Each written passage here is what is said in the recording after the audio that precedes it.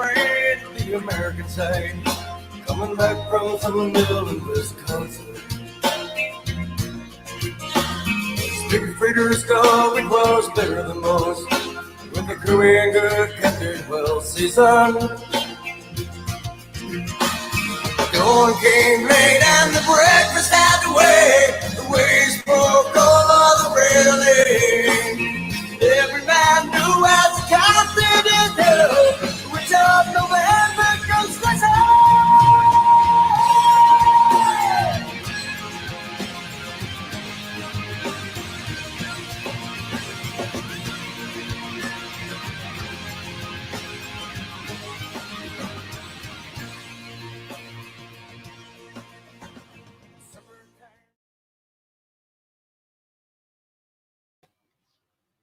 Welcome. Willkommen. Simon and Bar. Yeah, man. Sinister. If that song doesn't get you pumped up, I don't know what does. Dude, it's on the playlist now, man. Is it? You downloaded? Of course. How'd you find it? Shazammed it. Oh yeah. Shazammed. Yeah, Apple Music, man. Apple Music. You would. You know it. Oh my goodness. Right off the bat, Jim Steiner, big crank, big time, whatever you want to call him, in the house. Jimmy came over to my house this past week. So you guys are all good. We've always been good. It's the viewers that want to put that added no. If you only heard the conversations behind the scene with me and Jimmy Big Time, you'd be afraid. I bring them back to you though. You're lucky you got me, man. I am. And Jimmy. He's a softie, man. Jimmy's a softie. He got a big heart. Jimmy Big Time has a Jimmy Big Time heart. He really does, man. Yes. Waves turning ice. Tim Maynard. Tim Maynard's in the house, man. Let me know if anybody's new here tonight. Right now, are you new? That'd be good. I want to know who's new. You got to let it marinate. Anybody coming up? Not yet. All right. Ray Concepcion. He sent me some crankbaits this week. Oh, yeah. Finally, I get some tackle sent to me. I told you it's which came first, the chicken or the egg? Well, it's about time somebody thinks about me and sends me some baits instead of Epic Eric constantly. He's always like, oh, yeah, I got this cool crankbait somebody sent me. It's like, well, you guys don't think I throw crankbaits or something? Like, come on. Hey, man, you stepped up. You actually commented on one of my posts, man. I've been trying to comment on all your Instagram stuff. I took it as a real threat last week when we left violently. Oh, it wasn't a threat. It was a promise. It kind of hurt me, man. I got to be honest, but I was really happy. You know, it's kind of restored order in the SmallmouthCrush universe, man. It was good, man. So thank you. Hey, M. Jones, I didn't even realize that. I know we had a topic about the Googan guy fishing. How'd he do? Dead last. Stop it. Did he really? Any fish? He zeroed. Seriously, he zeroed. Yes. Wow. That's just the rumor I'm hearing. Good for him. People Wow. get a zero if you go down to Florida. It happens. Wow. Dude, that's Florida fishing. We're going to talk all about it because I know you just got back from there, but Chris Lane. I know. The Lane brothers, they zero. There's some big names that it's a tough place. I don't know if they zeroed in this open or if they even fished. No, they didn't. I'm just saying. Didn't. Yeah. It can happen to you. Honestly, it can. I mean, you know that. It's a reality when you bass fish, man. And I think opens are just as tough as any level of competition, man. You've got local sticks in almost every open. They know their waters. And I didn't recognize any of the names in the top 10, except for Patrick Walters, I think, is leading with 24 pounds. So it's going to be really interesting to see how he did it. Can't wait for the story, man. There weren't many details. So if anybody's seen any details on it, but yeah, I mean, I was just down in Florida and it was, Kenansville, Jurassic Park, full of grass. I could see. Can you talk to me about what does it mean when you say Jurassic Park? Like that means I don't understand it. Okay, so Kenansville is one of those lakes in the series of like the headwaters, Then you've got Kenansville, and it's got a nickname called the Jungle. And you drive down this dirt road that feels like 20 miles. And at some point on the road, it looks like the entrance to Jurassic Park because the trees almost cover the road. And then at the very end, about a mile down, you see this opening, and that's the boat ramp. And literally both days we were there, maybe 4 to 6 boats. And it's not huge, but there are very big bass in it. And so it was a lot of fun, man. You know, I threw big baits. I was telling people in my story, I threw the Citizen, working class Zero Citizen. I threw some big obnoxious topwaters on that lake, and they got the bites. The Monka Lure works, and I've got it in my little special box right here. Dude, this bait is crazy, man. It makes an incredible racket. It's one of those crawler baits, right? So it's got these big metal wings, and there's no knocker in here, so it's silent. But these things make just an obnoxious, like, squealing, and it just walks like this. And the strike was violent, man. It was for me, it was my big fish of the day. Monka Lure works, man. These are, you know, a lot of them out of Japan. I love how they put the company name on the bottom. That's the bottom of the bait. You know, black and blue crackle. Anyway, a lot of fun, man. And the other big, obnoxious, crazy bait that got a big bite for me over at Kenansville was this MTV Walker. It's a depths bait. And this got this huge blade on the back. I don't know if everybody remembers the Budweiser beer can, but it was a Budweiser beer can. It had a blade on the back. This is a pretty big Colorado blade, number 6 size. But it's a jointed bait. The hooks are just out of this world sharp. And it got violent strikes. And then the Lucky Craft Bullfish. This is probably the biggest. This is a full 2-ounce bait, dude, with a propeller on the back. Listen to this knock. And when it comes through the water, it's making all that crazy, obnoxious sound. Man, those were 2 of the best topwater bites we had all week, me and Brent. They absolutely destroyed the bait. Yeah. Violent. I've never seen, violent strikes. It was a lot of fun, man. A lot of fun. Well, listen, I see we got some new people in here. I want you guys to sound off in the comments if you're new. Roger, welcome. Yeah, Roger. Snake Bite, welcome. We like Snake people Bite. named That's Snake cool, Bite. man. That sounds good. Very cool. Pretty good crowd so far showing up, guys. If you could like and share this, certainly appreciate it. We're going to try to get this pumped up. Yeah, man. Like and share. Can I just talk about 2 more baits that I'm super proud of, Samatus in the house. Yeah, go ahead. Dude, man. My Marty Burns collab baits, man. That big. Look at the chew marks on that thing, dude. Can you see it?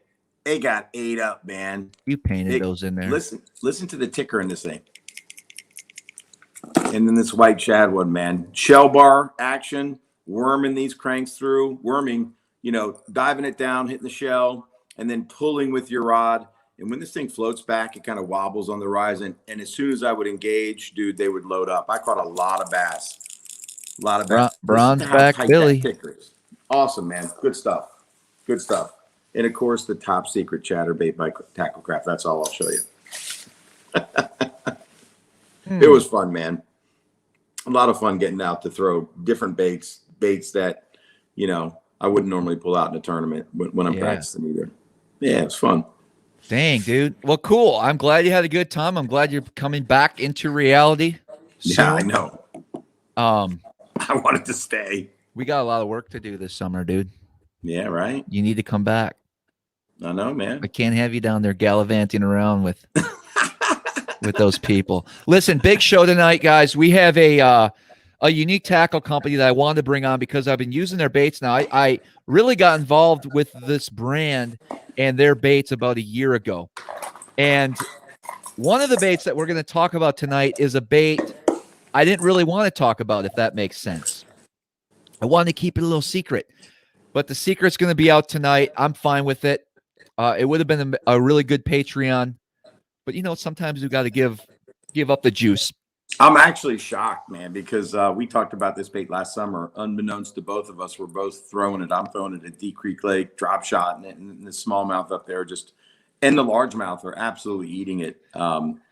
And Travis is up there throwing it, and we got a crazy story for you later in the show on this bait. I still can't get over it. Well, yes. I don't even know the odds. We're going to ask the viewers. We're really going to need your help. I need an explanation about what the heck happened that day. Yeah. And so when we get to this point in the show, I want you to listen close. We're going to explain in great detail. We also have a video to go along with it of how in the heck this could happen. Second of all, I want to apologize right off the bat. We have some great companies that come on this live, and I know you guys spend a lot of money supporting these companies because they're baits that we recommend, and because you see firsthand as we're going through these baits on the live just how effective they could be. And so I'm sorry, but you're going to spend some money tonight because this is some good stuff. I'm going to be in the same boat. I'm going to be taking notes because I'm only familiar with a handful of their products, but I think we're going to be blown away by the end of the night for sure. So that's going to happen around 8:20. So in about 15 minutes or so. So we have a few things we have to do before we get there. Let's say hi to Alex real quick. Alex. Yo, what's up, everybody? How you doing, man? Yeah. Pretty good. Had a busy week this week, getting all ready for next week. Head down to Kentucky Lake for the Big Bass Bash, but I think I got everything in order. What'd you say? You're going like the Big Bash Bash. What is that? That's the one where you win a boat if you catch the big fish, right? No, I wish. Oh, they haven't announced the price list yet, but I would assume not. So it's a college tournament that Cabela's puts on, and it's not like 5 fish. There's 3 or 4 weigh-in sessions a day, and then you weigh. They're open for an hour, and then if you weigh in one of the 10 biggest fish in that hour, you get something. You get the top prize last year, I think, was like a Panoptics. They have rods, reels. They hook it up. So where is it again? Kentucky Lake. It's going out of Paris, so it's going to be interesting. I know a guy I fished with for 8 days straight that is Kentucky Lake legend. Alex. Yeah. I'm sure Eric will hook you up. Can you get info? Oh, yeah. I've been Darius King on the message board. He's been hooking me up. Why didn't you ask me yet? Awesome. Because you're going to get mad at me, but I assumed you had never been there before. Brohim, you don't watch my YouTube vids? Not from 5 years ago, no. Dude, this was a couple years ago. This is the when are you going? I leave next Wednesday. I'll get there Wednesday night, practice Thursday, Friday. Oh, so it's going to be pre-spawn. Oh, yeah. Mm-hmm. Yeah, I got you hooked up, bro. All right. Nice. There we go. Yeah. Gotcha. They're ripping water through there right now, so it'll be interesting. You will win this tournament. You'll win this tournament. He needs a big fish, though. It's a big fish tournament, right? Yep. Mm-hmm. It's not a 5, Travis, so he's got to focus on big bites. I could catch a 15-pound bag every day and not win anything. All right, never mind. Forget it. Do what you do. So, yeah, it'll be interesting. I'm excited for it. First tournament in the new boat, so it should be a good week. Nice, man. How many days of practice do you get? It'll be about a day and a half. So we'll have all day Thursday, and then Friday we have to be off the water by 3, and then they'll do the meeting, everything, all that stuff, and then Saturday, Sunday. I'll just reach out to Brent to say, okay, areas you'd fish this time of year that could produce a big bite, and like patterns and maybe baits that could produce a big bite. Yeah, absolutely. That'd be awesome. I mean, I don't know that you've got them, and I'm not saying conventional won't produce a big bite, but we'll approach it that way, man. Sure thing. Yeah. Yeah. All right, cool. Let's anything else? I feel like I cut you guys off halfway. No, I think we're all good. Let's do that. If anybody else there has, I need a lip for my tiny clash. I lost about an 8.5 on this one first day. Ooh. Can somebody help me with a lip for the tiny clash or a source? I might have some in the Bass Lab. I don't know if I still got them. I'm sure. And the June bug. How about the June bug and the shaky jig worms down there, dude? June bugs. I took one of TK's black and blue pogos that he painted for me, and I just threw a little of my June bug sauce on there, and dude, they ate it. I like this hybrid treble, but I don't like it on the back. For anybody that's bought a pogo or has pogos, I don't even think you need the second hook personally. I'm going to move this hybrid treble from the back to the bottom. Take the red hook and chuck it. But the hybrid treble seemed to get a few bites for me. So yeah, man, the square bill made it too, man. Isn't that cool? It's great stuff. I mean, it's got to feel cool to catch a fish on a bait that you came up with, you helped design and everything. I mean, that's got to be adds a little something extra to it. I tell you, and if you hold up the June bug crankbait, I did in my Instagram IGTV story. You're holding up the June bug next to the June bug reg zoom, and it's just like they just like blend together. It's so crazy, man. And so the fish responded in kind. Even the June bug shaky jig worm that I tied up, Alex, I caught it was a jaint, man. It was like a 6. Really? Yeah, dude. on a spinning rod with like 10-pound tatsu. It's crazy. Good stuff. Good stuff, Alex. We're going to be talking with you shortly. Let's do. Let's get into the Real Shot. Yeah, man. Show me that worm again. Tackle tip Tuesday. What is it? Tackle tip of the week. Tuesday? Tackle tip of the week. Oh, I thought it was Tuesday. Yeah. Nice. I'm trying. You're doing good, man. Thank you.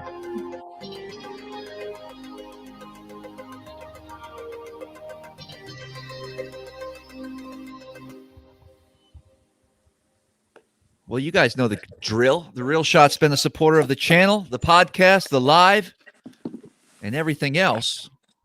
And today we're going to pay that back and talk about the Googan Baits Slim Shake. Dude, I'm telling you, I think that's going to go great on one of these, man. I'm using those. I'm going to pair that up with the shaky jig worm, and I think I'm going to do some damage with it. Listen, I want because it's a flat bottom bait. I want a flat bottom bait on this thing. Full disclosure, I have never looked at the Googan Baits. And I was pre-show talking to Eric. I was like, we got to talk about this Googan bait tonight, dude. I know. From the Real Shot. And I opened up the pack. I took it out. I put it in the fish tank.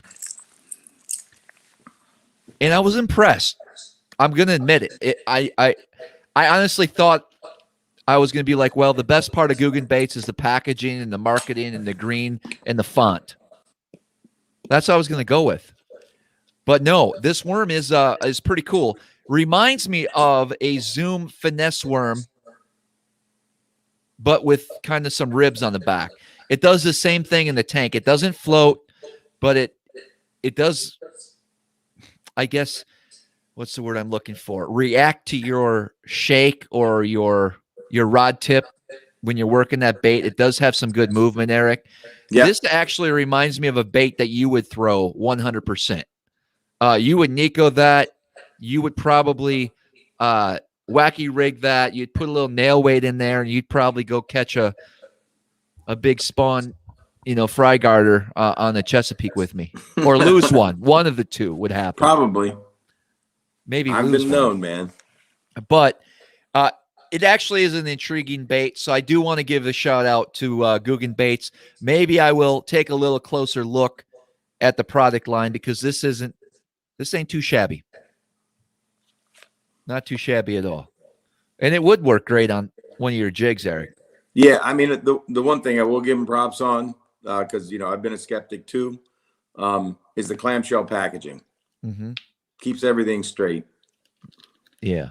But hey, here's a tip for you. Here's a bait hack. If you get a pack of plastics you really like all kinked up, boil them for less than maybe 15 seconds is all you need, and then have some cold water ready and toss them in there. It will straighten out your kinked baits. Don't throw your kink baits away. You can straighten them out. Almost every one of them you can save. And it actually, whatever bait you're throwing, if you boil it, it makes it softer. Tip for you. So I know guys that are so kooky about it, they'll boil their plastics prior, unless they're hand poured, because hand poured, you can't achieve the softness of hand pour. Mm-hmm. They'll boil them before tournament. So if they know they're going to be throwing a trick worm from Zoom or whatever soft plastic you like, they'll boil them. They'll scent them, pre-scent them in the bag. You see me do it with that little Ziploc bag. And that's their tournament pack. So whatever you've had success on in practice, you're ready to go with super soft baits. And super soft baits elicit way more action. Yeah. So the comments are a little disturbing right now. People call me a sellout, this and that. Listen, guys, the Real Shot asked me to produce a bait a week that they have in their store. By the way, you can head over there and get those Googan baits if you're a fan of them. I said, full disclaimer, I never used a Googan bait, never picked one up until tonight. I'm just giving you my feedback. So before I get my blood pressure up in the air here, I'm just letting you know the facts. Yeah. It's a bait I would certainly look at in the future. And if you don't like that honesty, it is what it is. The Real Shot has it. 15% off. You use the code SmallmouthCrush15. let's move on. We got bigger and better things. We got bigger fish to fry. We do. Yeah, any fried fish lately? Not fried, but I had some baked walleye tonight. Dude, they had tilapia down there. Mm. I hooked a tilapia like 2.5 pounds, dude, on this crankbait. Like he ate it at the boat with his mouth. I thought we were gonna have dinner that night. I was so stoked, and then I lost him. I mean, he short lined me like I was pulling the bait out of the water, and he came out of nowhere, like under the boat, and ate it. And he's just flopping there, and I'm like, I didn't want to like try to lift him because if he happened to break my line, I would have flipped out.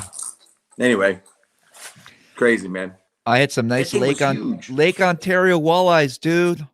By the way, I'm heading up there with my buddy Matt Stasiak this weekend. We're going to go catch some 10, 11, 12-pound walleye through the ice and then about 1,000 jumbo perch. At least that's the plan. So I'm looking forward to that little trip.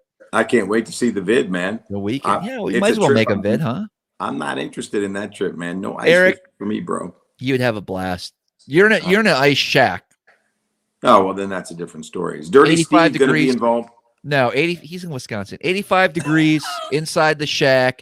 You're fishing in there with a T-shirt or a hoodie. You're watching your live scope. You're getting jiggy with it with the little there's a lot of different ways to catch these big I'm talking jumbo perch, meaning 12 plus 14-inch jumbos. Those are jumbos. Yeah. They're tasty, man. There's no limit up there. What? There's so many. Okay, between walleye and perch, what's your favorite? Or is it a tie? Walleye. Wow. But I'm good with both, dude. Man, all I do, real quick, guys, quick healthy recipe, and then we'll get into it. The walleye tonight, you bake 400 degrees for about 15 minutes. You take a fillet, you place it in a pan, salt, pepper, dill, and then you just sprinkle almond flour over it. That's what I'm talking about. And that's it. Delicious. Well, let's start the show because I think we have a whole lot going on here. It's going to be one of them nights, guys. Long nights, talking baits, talking unique baits. I'm going to sit up for this because I'm ready. I got my notebook in hand. I would suggest doing that because Eric and I are going to talk about some of the ways we would fish these baits as well and how we'd recommend them. I was first blown away by them because I have one in my hand here. They're very durable. I don't know what material or what you call it. I'm sure we're going to find out. You guys know I love Z-Man products, and this is I'm going to say it's very similar. The bait, so I started using the bait. We're going to get into that story, but I started using this bait last year, even on some guide trips. And I remember a gentleman, we set up on a spot, and he had 25 plus pounds of smallmouth on 5 drops on one of these baits that we're going to be talking about tonight. And it blew my mind how effective that bait was. And guess what? That bait lasted the whole day. In fact, these baits are extremely durable. So they are a little pricier. So if you're used to spending, $4 or $5 on a pack of baits, these are a little bit more expensive, at least some of the lineup that I've seen, but they last an extremely long time. In fact, I'm pretty confident that if you don't snag up or break off your line, you'll be able to use these baits daily, like the next day when you go out fishing. You can keep that bait tied on. And next day, dude, I use mine 7 trips in a row up to Deep Creek. Sure. It's still on my rod there. Crazy. Yeah. All right. And I don't think, I'm not sure, but I got to ask Scott this.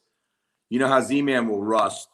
It will absolutely rust your hook. You cannot leave a Z-Man bait attached to a Ned rig. It will rust you out. I don't know about these, but I want to ask that question.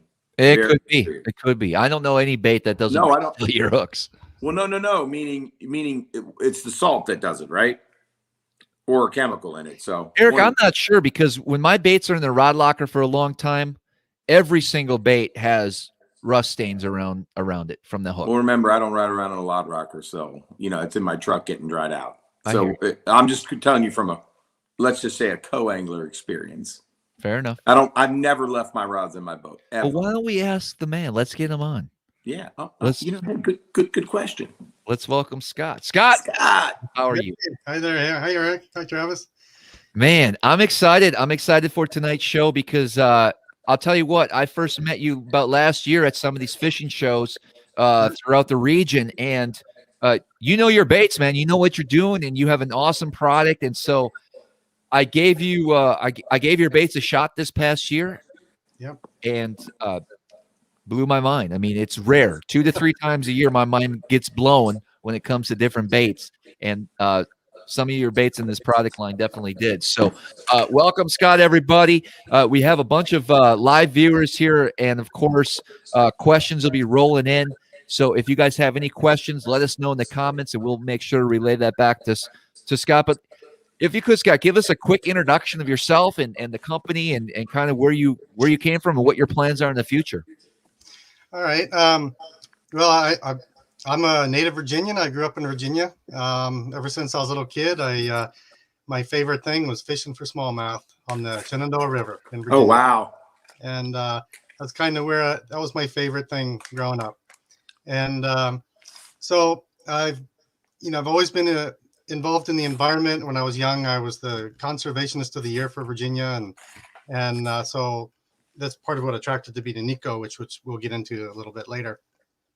But I spent 20 years in Japan. What? Yeah, Really? yeah.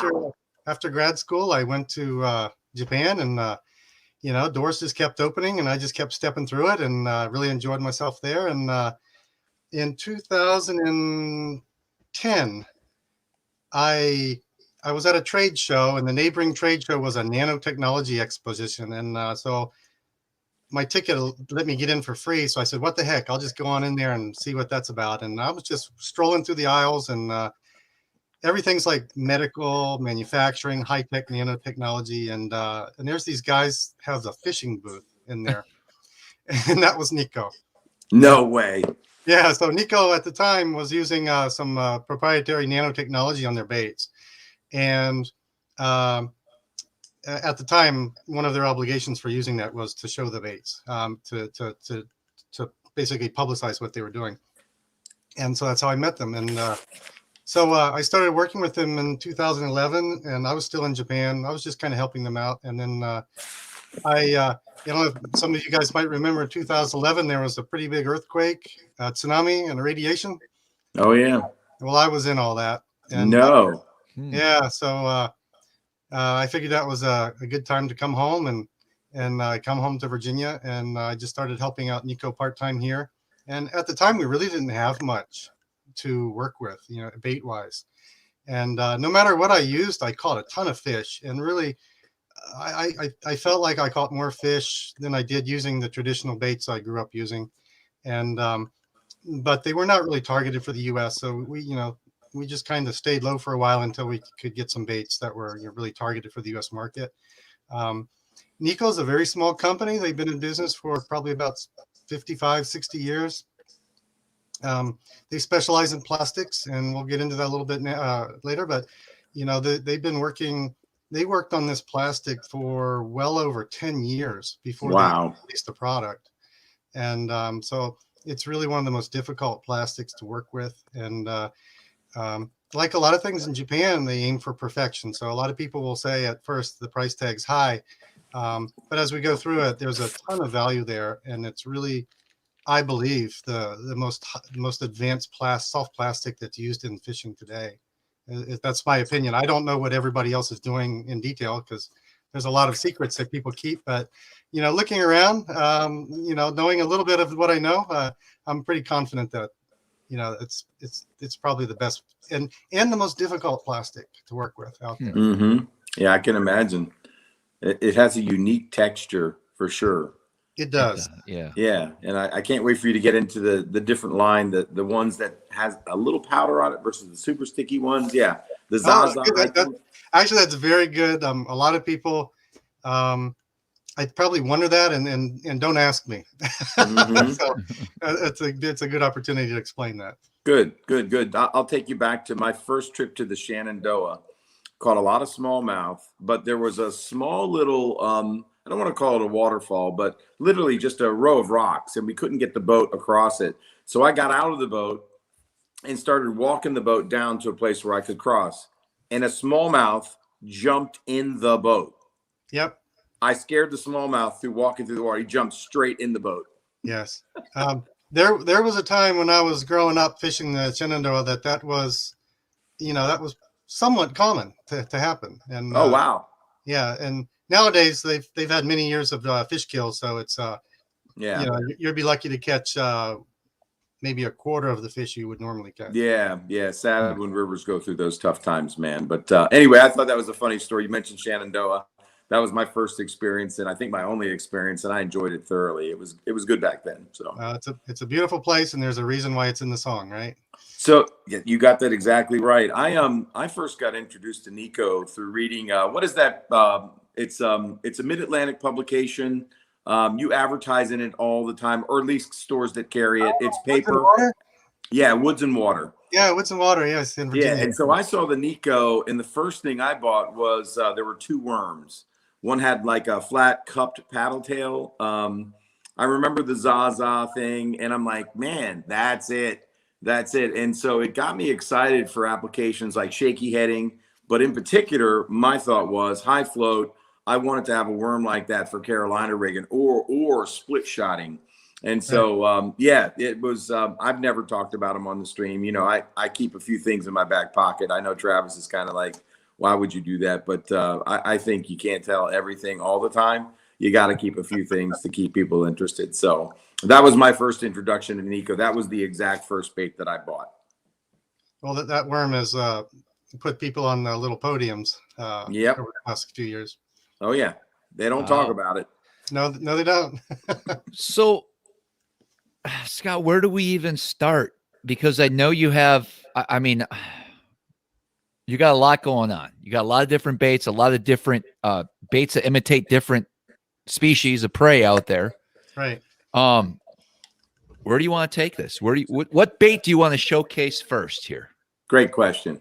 Well, since I think probably the one that will, I don't think you guys have even tried it yet. Okay. I think it's probably very revolutionary, and it's a rib swim bait. And it's right here. It's we call it the Winnow. Sorry, I don't have a little better picture of it. No, okay. We can see it. It's a 3 3/4 inch. It's the ribbed paddle tails. But this bait has a lot going on in it. First, I don't know if you can see this. It's got a lot of zigzags. In fact, let me try this one. Oh wow, it's like a core shot. Yeah. So maybe you can see it now. See, it kind of comes in and out. Yes. Yep. So this bait has a lot of zigzags, and they transition to straight at the end.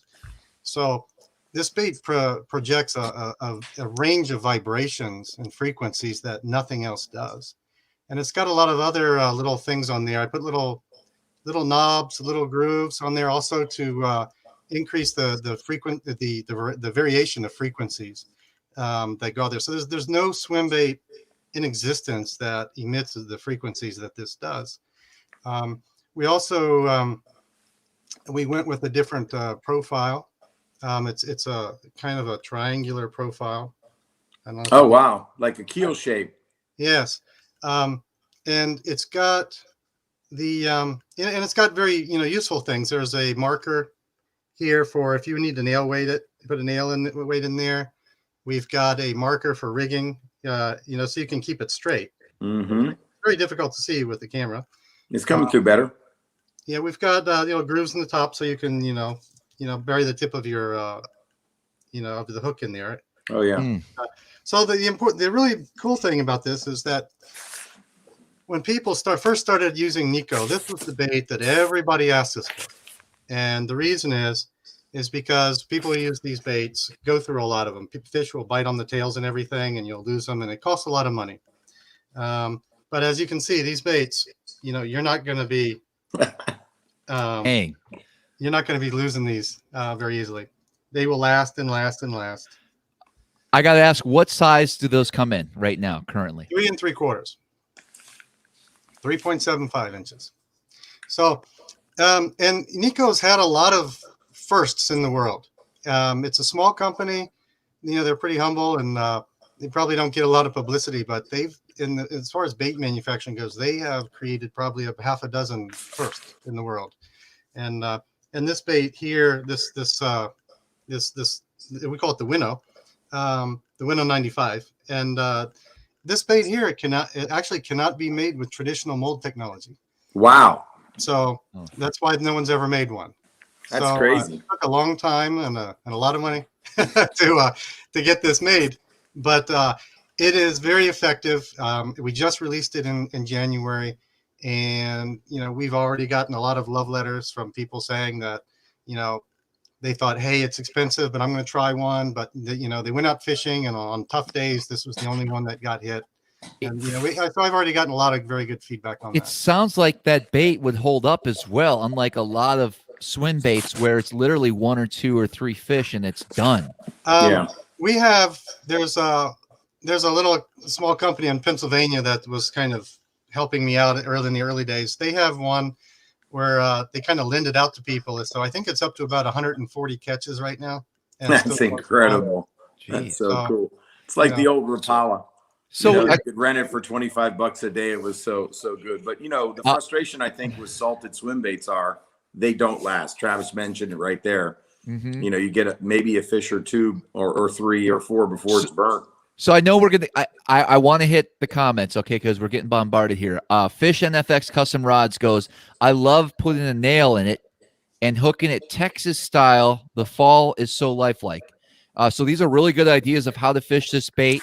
Yes. I do want to talk about how are they easy to rig. So if I wanted to put it on say just a 1/4 ounce jig head. First of all, is it one of those deals where you have to be real precise with the entrance of the hook, making it go up the shaft and hitting it perfectly and where it comes out? And if you screw up, does it mess the bait up and can you restart? I mean, just walk me through that real quick. Okay. Well, the baits are, they're very durable. I mean, they're very resilient. And so, they are tougher to put the hook in. So the traditional baits are made of, the plastisol baits. I mean, you're actually tearing the bait as you go through it. And these baits just don't tear. I mean, you're actually it's almost like you're just seamlessly going through the plastic. It's maybe a little difficult to explain, but it is a little bit more tougher to rig. And you do need to go straight. And for the Winnow, that's why we put those guides in there. So it's very easy to do that. Okay. People have asked, do they rust the hook? So like, the other stretchy plastic out there, Z-Man. And if you leave a hook in a Z-Man, it's rusting. Yeah. Okay. So I don't know, and I can't speak for other companies, what they do. I have had other baits rust some hooks. Nikko generally does not rust a hook. There's no salt in these baits. Okay. So now you guys talked about leaving, using your bait the next day. I mean, I've left baits rigged and used them the next season. I mean, I've been doing this from the beginning, and I've done just about everything you can imagine with these baits. And so, I mean, when I leave it on for like a whole season, yeah, the hook will rust, but I think that's just water being trapped between the bait and the hook. I agree. Yes. But the baits, these baits will not cause any harm to anything at any time. In fact, everything is a medical food grade plastic. Even the scents and colors are medical and food grade.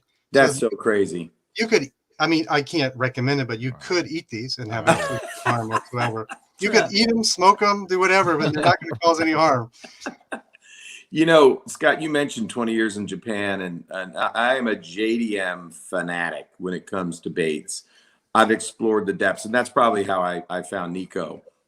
And the one thing that you can say about Japanese lure designers is they're truly fanatical about the design, the reason for the design, right? And some of the things that come out of Japan in terms of how they've engineered their baits. I found some chatterbaits that hunt, bladed crankbaits that create God hunting action, because that's what every bait maker out there is trying to do, to create a crankbait that won't track straight and will come back to center. And they've engineered things in their baits to do those things. So, and lure designers in Japan are revered. They're revered. You've never heard of a lure designer here. I mean, if you're really into bass fishing, you could probably name some lure designers for striking, but you really got to be into lure fishing. Over there, I mean, they're gods. And I love that fact that they're so respected and there's such care. I mean, you look at the companies that go live on Instagram in Japan, they're sitting at a desk, and I mean, they're having a thorough conversation about their. I wish I understood Japanese because I can't translate those YouTube videos. I want to know what they're saying. But anyway, go ahead. I just had a comment, and I mean, you're hitting on something I probably can't talk too much about because I know exactly. I used to be a management consultant, and wow, I had some projects. I had some courses that I designed, and the topics of those courses, even though they're for management at a like a very large automobile company. Oh, you mean like Deming theory? No. This is all unique. This is all my own study, and I studied a ton of topics, and strangely enough, I kind of found out and discovered why Japanese designers are so good at baits. And I also realized that I also had quite a bit of knowledge about those things. Very cool. So there is a reason. I understand it. We can probably talk about it in private. I don't want people to jump on my designs or baits or other companies to pick up because right now when you fish Nikko Baits, I think a lot of people are very impressed that there's just something different about them. And there's a lot of these little things that go into them that make them that way. Yeah, no, I'd love to have with you a conversation with you offline. I'm a fan of business. I run a small business, and I worked for a management consulting firm called Renaissance, and they wrote the book on the balanced scorecard and business strategy. So, as a management consultant, you probably know what I'm talking about. So I'm a fan, and I think when you apply business principle to bait companies, you can do some magical things if you have the engineers and designers. Right. that take the care and consideration. Not to say that USA baits don't do magical things too. Some of the oldest baits are still the best baits. I'm a vintage bait guy too, and they never have gone out of style if you're using them the right way. But I think it's safe to say that if the average American fisherman went into a good-sized Japanese tackle shop, they would be blown away. Unbelievable. Like Popeyes. I don't know if you got a chance to go to any of those big stores, but I look at the Instagram lives and I'm just like, my jaw is on the ground. You can go down the rabbit hole really quickly. I will tell you, one very obscure thing was when I was working with Nikko, when I had to design the Hellgrammite, we were talking about putting a different scent in there, and it was a saltwater, type of bait. That scent was going to go in the freshwater baits, and I wasn't sure. So I actually bought some extract, some oily extract of this critter, and I needed a way to test it. And then when I was in Japan, I found lures made of Japanese deer leather. It's just leather, a bead, a small weight, and a hook. Crazy. And I thought, that's perfect. This is my perfect thing for testing scent, and because I could just soak the leather in it, and throw it up there, and I tell people when I did that, it was like throwing crack cocaine out there for the smallmouth because they and so I was able to, I do a lot of that type of testing as well, so I could go back to Nikko and say we're good on that scent. Wow, very cool. So anyway, that's just some obscure things. Who would think of a strip of deer leather? You need to look at my Instagram to see what I could do with leather. I would. Yeah. My gosh, I'm already blown away. I got to get the Winnow. Okay. I got to start throwing that. I could see a lot of places where I could use that, and I'm going to put it to work. As far as that jig head though, I got to ask him, it's doable, right? You're putting it on heavy jig heads. You're fishing it. It's doable. It's easy if it's a straight jig head. I mean, if you're talking like this type of thing, that's very easy. If you're talking, if they have a collar on them, yes. I don't have one here. For everybody using Nikko products, always go with a straight shaft type of hook if you can. Okay. Those collars that are on there, it's very difficult to get the material over that. Okay, so I got this. You got that on a Z-Man? I did. I had to work on it. I'll be honest with you, Wow. but it's this is a Swagger Tungsten Ned Head and Chartreuse Travis, and that's on the crawl. This is the Nikko crawl. Yeah, and it took me a bit, but I can promise you this: now that it's on, it will never come off. I mean, no. Okay, no. So I mean, it's doable with patience. Otherwise, can you super glue that at all? How does it? People glue them. Okay. I've had no complaints about people gluing them. People come up to fishing shows and say, "Hey, your baits work. This is the way I do it, and I glue it this way." And so I don't personally glue them, but people come up and tell me they glue them and they like it that way. Okay, great. In the comments, a lot of people are itching to pick up a few of these. I know it's only going to get worse here as the night goes on. Scott, do we normally share a discount code with viewers when we bring on a bait company and we get people excited about the products that you have to offer? Can we offer them some type of incentive if they order now, or can we keep that up for a week, or what are your thoughts? Can we do something like that? Yeah, if we get a lot of good questions tonight, I'll put one up. Okay, nice. I like it. And we'll keep it up for about a week. Perfect. I like that. I think we are going to get some good questions. What's the next bait that we want to talk about? Well, Eric mentioned the crawl. Yeah. And the crawl is another, I think, another beautiful bait. The colors are ridiculous. Yeah, just by the way, the Winnows and the crawls were designed here in the U.S. With myself and one other fella who are probably watching. Yes, the crawls. The color. Oh. Yes. So you guys are looking at the magma crawls, which are really, really nice. I like red and orange. We have right. This one's probably the magma's selling really hot right now. What the heck color is that? We call that Eclipse. Eclipse. It's natural. Yeah, it's dude. Smalley having clear water. Yeah, so this we have 5 colors. But this is the Eclipse, and this is if any of the viewers have used the Nikko Hellgrammite in the natural color, they have. It's the same combination. It's a combination that nobody does, and it's very effective. It's a clear black with a kind of like a UV triggered glow brown combination, and it offers a very unique look, and it's extremely effective. But here's the crawl. So the crawl, it's about 3.2 inches. So there's some unique things about the crawl. First, it's very lifelike and realistic. So when it's hanging sideways, or when I dangle it, you can't really see it. But you guys probably noticed that the claws have a much wider stance. They do. Yes. I mean, they flay out when it's in the water.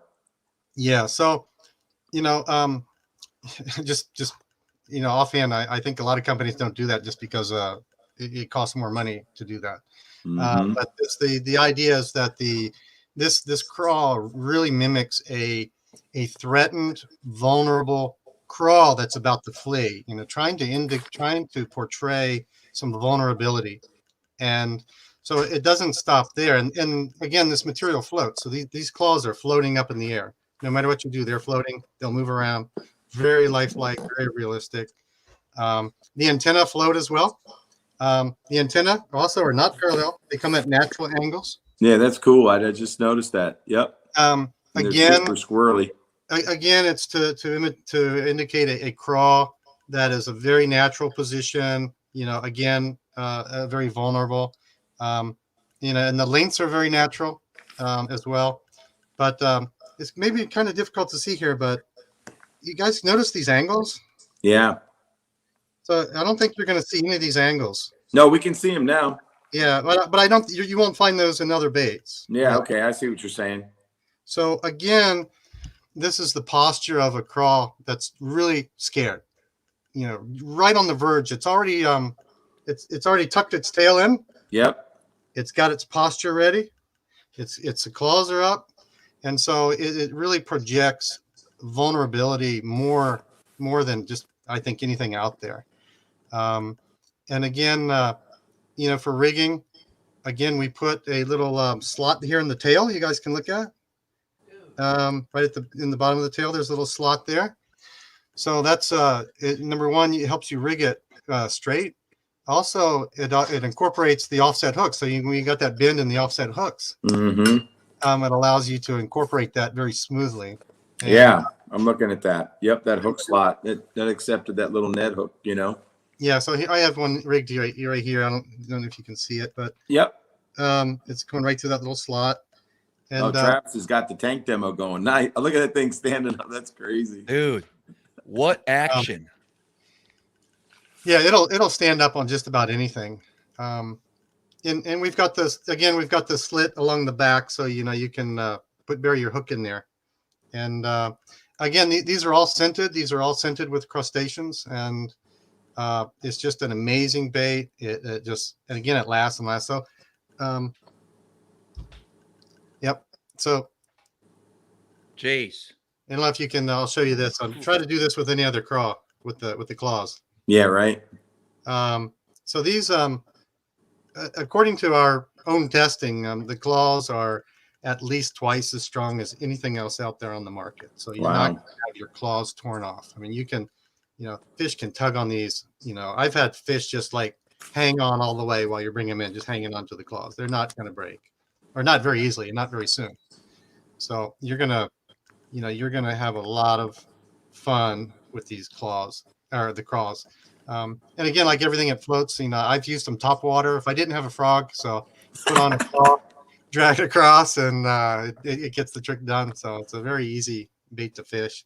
You know, I like you had it. I kind of put it on, you know, just simple jig heads like that. That's personally my favorite. I do best this way. But I know a lot of guys who, you know, will rig it with an offset hook like this. So the craws. So the craws are really, really amazing. The colors, we worked really hard on the colors. Spent a lot of time on them. We have what we call fusion. It's really it's kind of a greenish color, but it's got red, black, gold flake. But it also has another one of Nikko's first in the world. It's got glow flake in it, a little bit of glow flake. Say what? Yes. So we have Nikko was the very first company in the world to incorporate glow flake into their baits. And so it's got a little bit of that in it. It's a nice color. We have a mud bug that's a more subdued mud bug than most people, so it's got a little less flake. We have a bait called Galaxy, which is a black and blue. This is amazing color. This is a clear black with a blue flake, but also glow flake that's blue. What? So you can you put it a UV light or put it in a dark room, and it'll have a little bit of glow flakes. So it's not the typical glow where the whole thing glows. It glows little spots inside the bait, and then the light refracts through the clear plastic. Very cool. It provides a very, very unique look to it, and you know, that it's just an awesome bait. I've got that Galaxy at home, and I've got a black light because you'll find this interesting. The older color Bagley baits, they're balsa baits. Yes. They fluoresce way more than the new paints. I think the toxicity of the fluorescents back in the day were way more hyper, and so you don't get that glow. And maybe that's part of the magic of some of the older baits of the 70s. The fluorescents were off the charts. They just don't do it anymore with that strong fluorescent. It's interesting.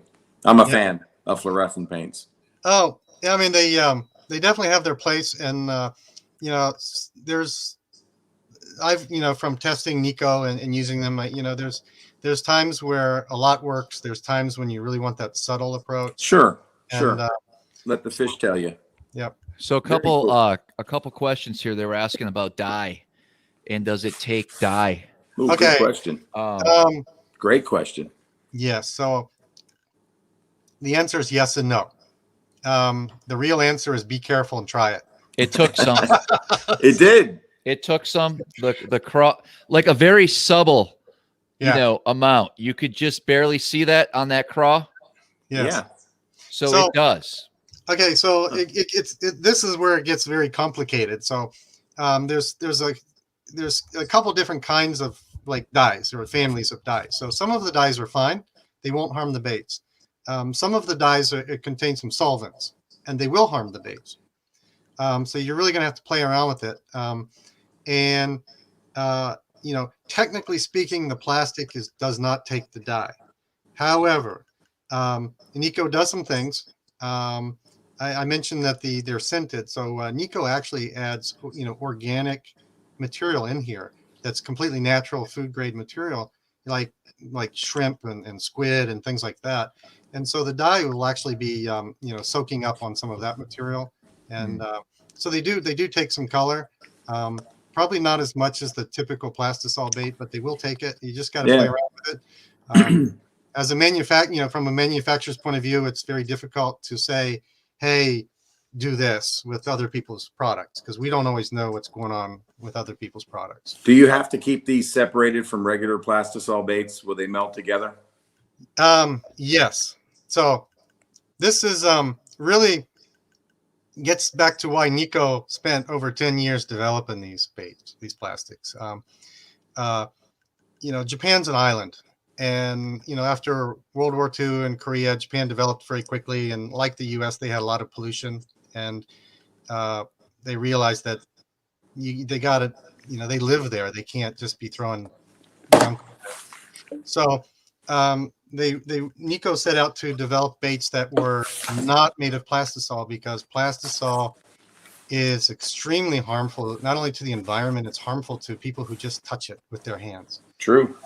Yeah, the plastisol has it goes right through your skin. It's got chemicals that mimic your hormones. It messes up your endocrine system. Fish can't breed. So Travis, we're goners essentially, because we've been handling plastisol plastics for I don't know, since I've been 8. That and putting sucking on a lead drop shot weight all day while you're fishing. It's just a habit. I can't kick it, dude. Yeah. So the plastisol it acts as a very powerful solvent, and it will go out and attack other materials, and so it will go out and attack some of the components with Nikko's plastic, just like some other plastics on the market. And but Nikko will not. The product that Nikko has will, like I said before, will not cause any harm to anything at any time. So it's not going to harm anything. But it can be harmed by plastisol. Okay, gotcha. So one key point is some people will complain, say, "Hey, my bait's melted in my tackle box." The reason is probably not your tackle box. The reason is probably because there's a filmy residue of plastisol left in your trays. And so we highly recommend you keep them in the original packs. That's the best way to do it. But if you do put it in a tackle box, put it in a dedicated clean one. And if you're going to reuse it from plastisol, make sure you thoroughly clean it first before you do that. Because the plastisol residue just really gets everywhere. I'm interested in seeing some more baits, man. I mean, I am too, but all right, enough is enough. Scott, what kind of code can we offer our viewers? There were some good questions coming in. We can't hold them back yet. Alex, put something up on the screen. Let's get this thing started. All right, put SmallmouthCrush 10. Yes. Nice. Wow, that was fast. Well, he's good. Like he read our mind. He did that last show too. We'll have to talk about that next time. So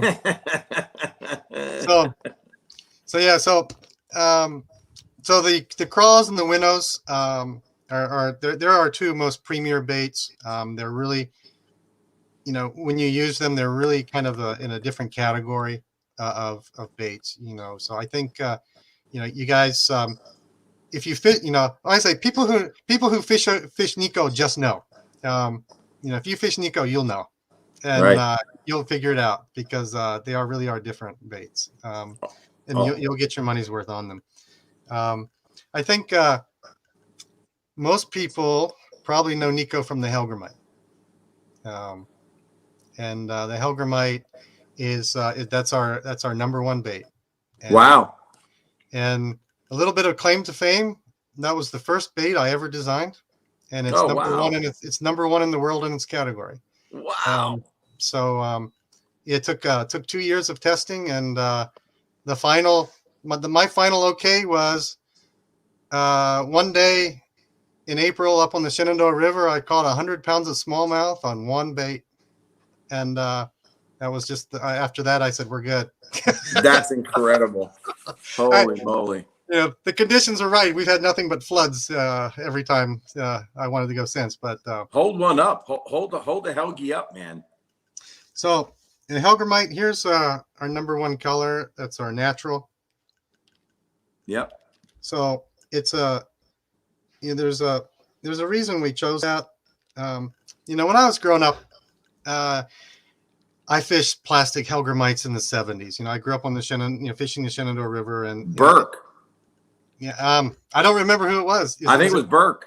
Okay, so but they were always inadequate, and even until the Nikko Hellgrammite came out, I always thought they were inadequate. So Nikko specialized in highly detailed bug baits at the time, and we thought that was perfect because there was a huge opening in the market because no one had ever really mastered a Hellgrammite, and so we came out with the 3-inch full body Hellgrammite, and again we put the legs at a little wider stance. A lot of people don't know this. There's two kinds of Hellgrammites, two kinds of Dobson flies in the East. So I did I studied both of those, looked at it, and kind of took 90% of one and 10% of the other, and tweaked it. And then you mentioned Japan having master designers. When I sent my designs over and when we worked on it, they tweaked it on their own initiative, and when I saw what they did, I thought that's why they're master designers over there, because they made it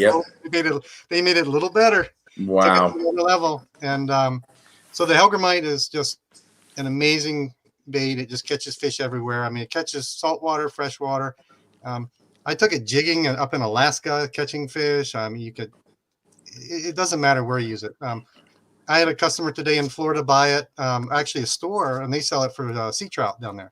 They said, we don't know what it is, but those sea trout they just love that Hellgrammite. So it's a bait that has a universal appeal, and it really is far beyond really anything in its category. And it's a confidence bait of a ton of people. Now, how do you throw your Hellgrammite? I'm curious because you caught 100 pounds in the Shenandoah. Obviously, the conditions were right, but they were right. They've never been that right since. That's okay. I mean, it performed. I'm just curious. You spent a lot of time with it. It's your bait. You designed it. What are your favorite ways to fish it? I'm curious. Well, let me see if this will work. I've got a fun little thing here. I'm going to tilt this camera down. Oh, cool. I don't think we have a little bit of zoom, but I typically use smaller offset hooks. So I use hooks that are right here, like that. Mm-hmm. That happens to be a Gamakatsu G-Lock 1-aught. I recognize it. I love the G-Lock. I do too. And I meet a lot of guys at fishing shows, and they all think it's too small. But I personally feel that it's a perfect bait, perfect size for the Hellgrammites. Yep. It works on a ton of Nikko's baits. So here's one that's rigged right here. You can see. So I just rig them. That crawl just caught me. I just Texas rig them, just like that. And there's a reason why. Number one, this is another funny thing, because when I was growing up fishing the Shenandoah, I was like Ned rigging, like before that was a name. Yeah, right. Going around. But when fishing the Ned rigs, I was very dissatisfied with the balance of cost and performance, quality of the Ned rigs on the market. And you snag them, and the baits will outlast your hook.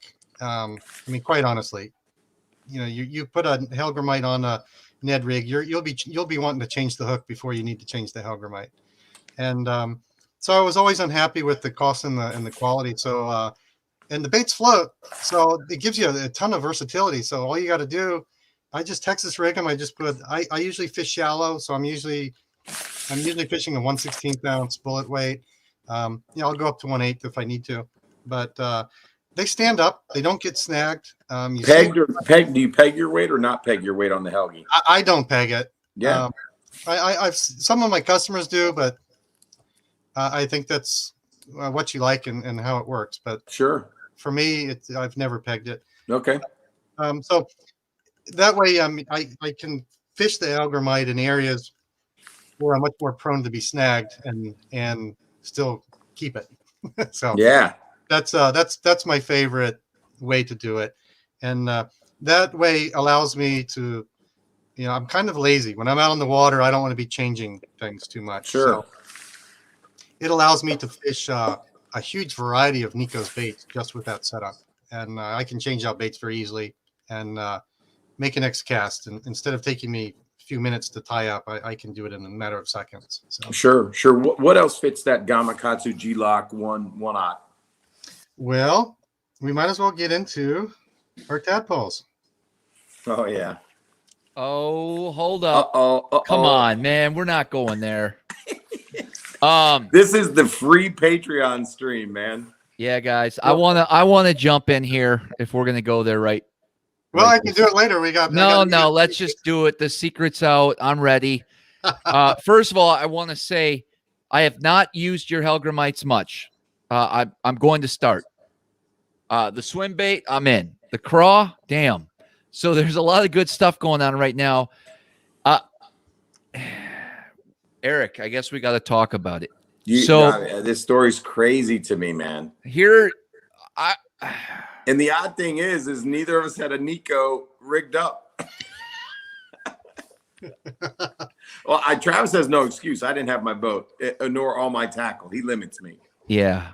And normally he'll provide me some nice baits, but I actually had Matt sit on. Ken, a.k.a. O2 Man 98, said it perfectly. The tadpole looks like a goby. Hey, but I want to stop you. You might say that that's the reason it worked, but look, there are no gobies at Deep Creek Lake in Western Maryland. I understand that. It's a bait fish, but in my mind, it is. It's crazy. Eric, it is I can't tell you the number of times I've had clients in my boat. I got stories upon stories. When there was fish that we were trying to drop on that we saw on the graph and we could not get them to bite. And I love a lot of goby imitating baits out there, but there's some days that shit doesn't work. Yep. And I would put this on and it wouldn't be a matter of, we could pattern this. We knew that on the first drop, if you found a fish that was just out there roaming, of course, we're using live scope and we're hunting this fish down, and we get over him and we drop this tadpole down on him. He bit. Not only that, I've seen clients of mine catch 25 plus pounds in 5 drops with this bait. I won the Lucky Go Fishing on with the tadpole. Nikko, there you go. Now listen, I can tell you right now, there's dude. Look at the tail. It's so micro thin. Hold that tail up and get a close up. Somebody, please. There's zero bait on the market that has a tail that's thin. And when you drop, if you shake your rod tip, literally, I don't know how to explain it because there's just no micro thin, razor thin tail out there. No other bait. I don't care if it's Z-Man. I don't care if it's made out of plastisol. There's nothing that creates the kind of action. No. And you have there's the meat on the head. You don't lose it. Scott, you know this. Great. Did I not call you up around July last summer and said, dude, I need these baits now? Yep. You called me up. You told me the story, and I had a big package sent to you like the next day. Yes, it was. Oh, that's funny, Travis. I didn't get any of those packages. Okay. That's interesting. Hey, Scott, we got this thing going on. So, I think I'm going to renegotiate my contract right now. If I don't get 50% of the baits that are free, hey, Eric, I'm out. Eric, I had to pull my credit card out, bro. Okay. So listen, first of all, I got these free. I got 2 stories. I got 2 stories to tell you real quick about this. Number one is, and now it's all these memories are coming back, honestly, about this tadpole this past summer. And I have a big event on this lake coming up, but whatever. So I took 4th place in that ABA on Oneida, drop shotting the tadpole. and damn, it was a tough. I took first place on Deep Creek in my own mind. I mean, I wasn't competing with anybody. It was just me and the smallmouth. But Before, I was winning. Here's the craziest thing, guys. So I'm out on Lake Ontario. There's very few people, in my mind, throwing this tadpole. I don't think. And I'm fishing some spots, and I'm fishing some deep water.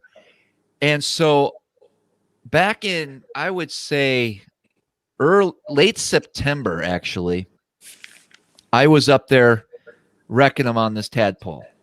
And they were deep. They were very deep. And I ended up hooking a fish, and somehow he pulled off. And I came back up, and this was the first time my bait was actually gone. The tadpole was disappeared. It's in the water. So I need everybody's opinion in the comments about this story. I want to know what you think happened. I'm gonna play the video to show it. I fished the tadpole. I lost it. Never seen the bait. I just continued on with my day. Never thought about it again. What was it? A month later, Eric and I are up there fishing in the same area. And Eric gets a bite. We were actually catching quite a bit of fish there. I was. Okay. It's the first time I beat you drop shot. And let's be honest. Fine. 8-0. It's true. Are they sold out? People are saying these are sold out. Is that true, Scott? No, they shouldn't be. Okay. We're should we talk about the way to do this code? We forgot about that. yeah. So okay. So if you go to the Nikko website, be sure. Right. Okay, click on to the online store, and that will take you. There's it'll take you to it's kind of a work in progress, but it's functional. It's working. So it'll get you there, and you can use the code at checkout. If any of you have any difficulties, be sure to speak up, because we're in the middle of transferring platforms, and every now and then something strange happens. So if it happens, I have plenty of tadpoles. We're good. Okay.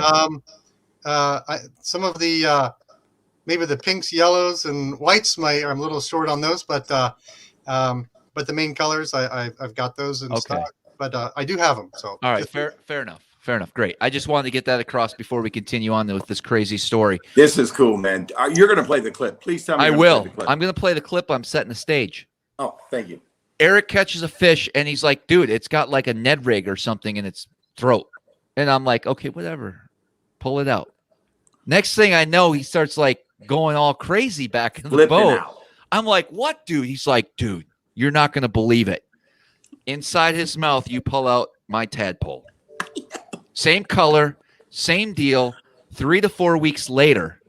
And I cannot understand. First of all, that fish didn't throw it up. It came off my hook, so I didn't break the line. It didn't kill him. And these things float.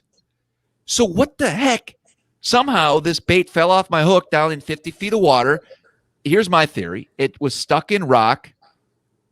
And that day, that fish came along, saw this tail just chilling in the current, grabbed it, and then 2 seconds later, Eric's bait sitting right next to it and said, I'm eating that too. That's the only logical reason or idea that I have. Or it could have been that, the school was just exchanging the Zaza tadpole like a piece of bubble gum, and they, learned to share. I don't know, dude. It's crazy that of all the places, the moments, it's not like we were there for 2 hours. We were on that area for 30 minutes. We weren't pulling up big smallies. Here we go. It was a lot of bites for me. Let me share that clip with you guys real quick here. It's crazy.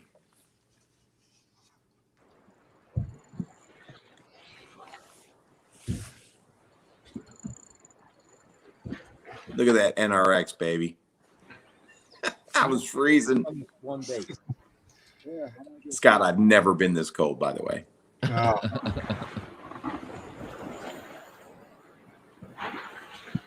Travis, that is the best drop shot rod ever made, by the way. Huh? Impossible. Like, don't even get me started. Watch the video. What? I don't know, man.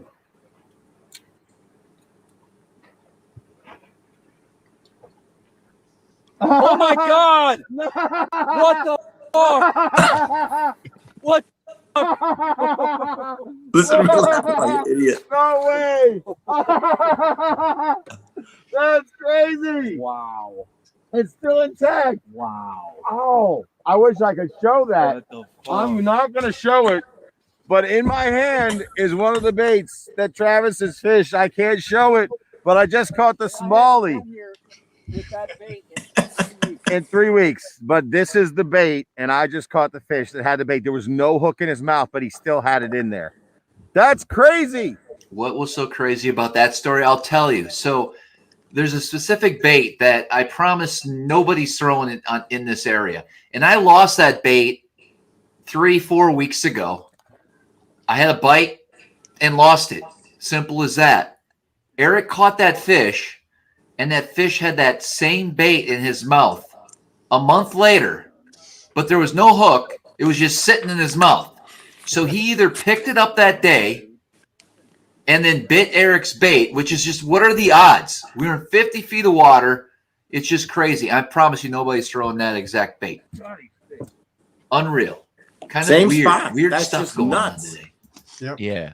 So, dude,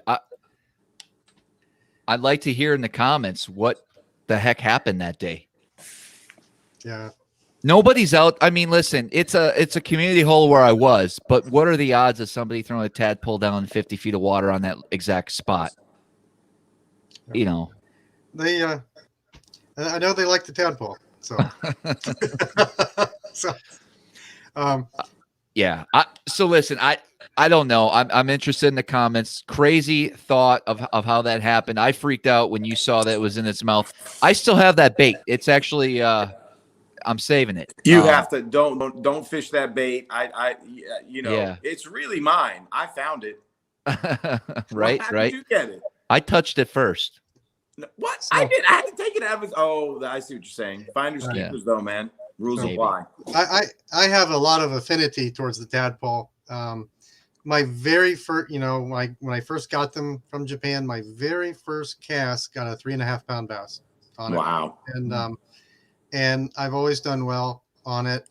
And the very first time my very first decent sized fishing show, the fella put it in the tank for me, and he was using double drop shot, and he was demonstrating new baits, and he put the tadpole on one of the hooks, and all the bass just jumped all over the tadpole. And so he switched it out, figuring maybe I'll put it on a different position to be fair, and all the bass jumped on the tadpole again. And the people who had their baits compared to Nikko's were getting angry. And so there's actually kind of an unofficial rule now where Nikko baits can only be fished in the tank by themselves. And I also get limited time. So in the course of several years, I think Nikko's probably gotten maybe less than 10% of the time, and they've probably hooked about 80 to 90% of the fish. So listen, I rigged this drop shot, strictly rig it drop shot, and you can see I'm hardly moving this, and you can see the tail and just the action of that bait. It does look like a goby because gobies are a little bit fatter by the head, and it's a perfect bait. And I like how it kind of bounces back after you stop it. And That's the secondary action.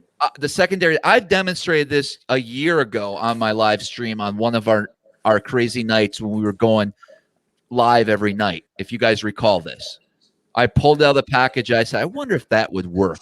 I said it on live. I don't know if you remember that, Eric. Yeah. But we shared it.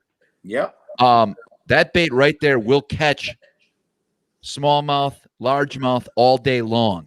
Yep. And yeah, what do you want me to say? It's legit. Yep. This may sound strange, but I often tell people that it's a bait of passion. And I'll tell you this. So, this is for all you largemouth guys because the smallies are getting a bunch of love right now. You talk about a bed bait. Yeah. There are times where, they want a very small, non-intrusive bait to eat. They will. I can't wait to bed fish with this. Not if you're a bed fisherman, and you're in a tournament. I don't go out and bed fish for fun. But if you're in a derby and you're working a fish, the tadpole. Yeah. While we were talking, I just glanced at the website. I just noticed that the our switchover has eliminated a few of the colors, but they will be up later tonight after this. So some of the original colors are missing. All the new colors are up there, though. The new colors. Okay.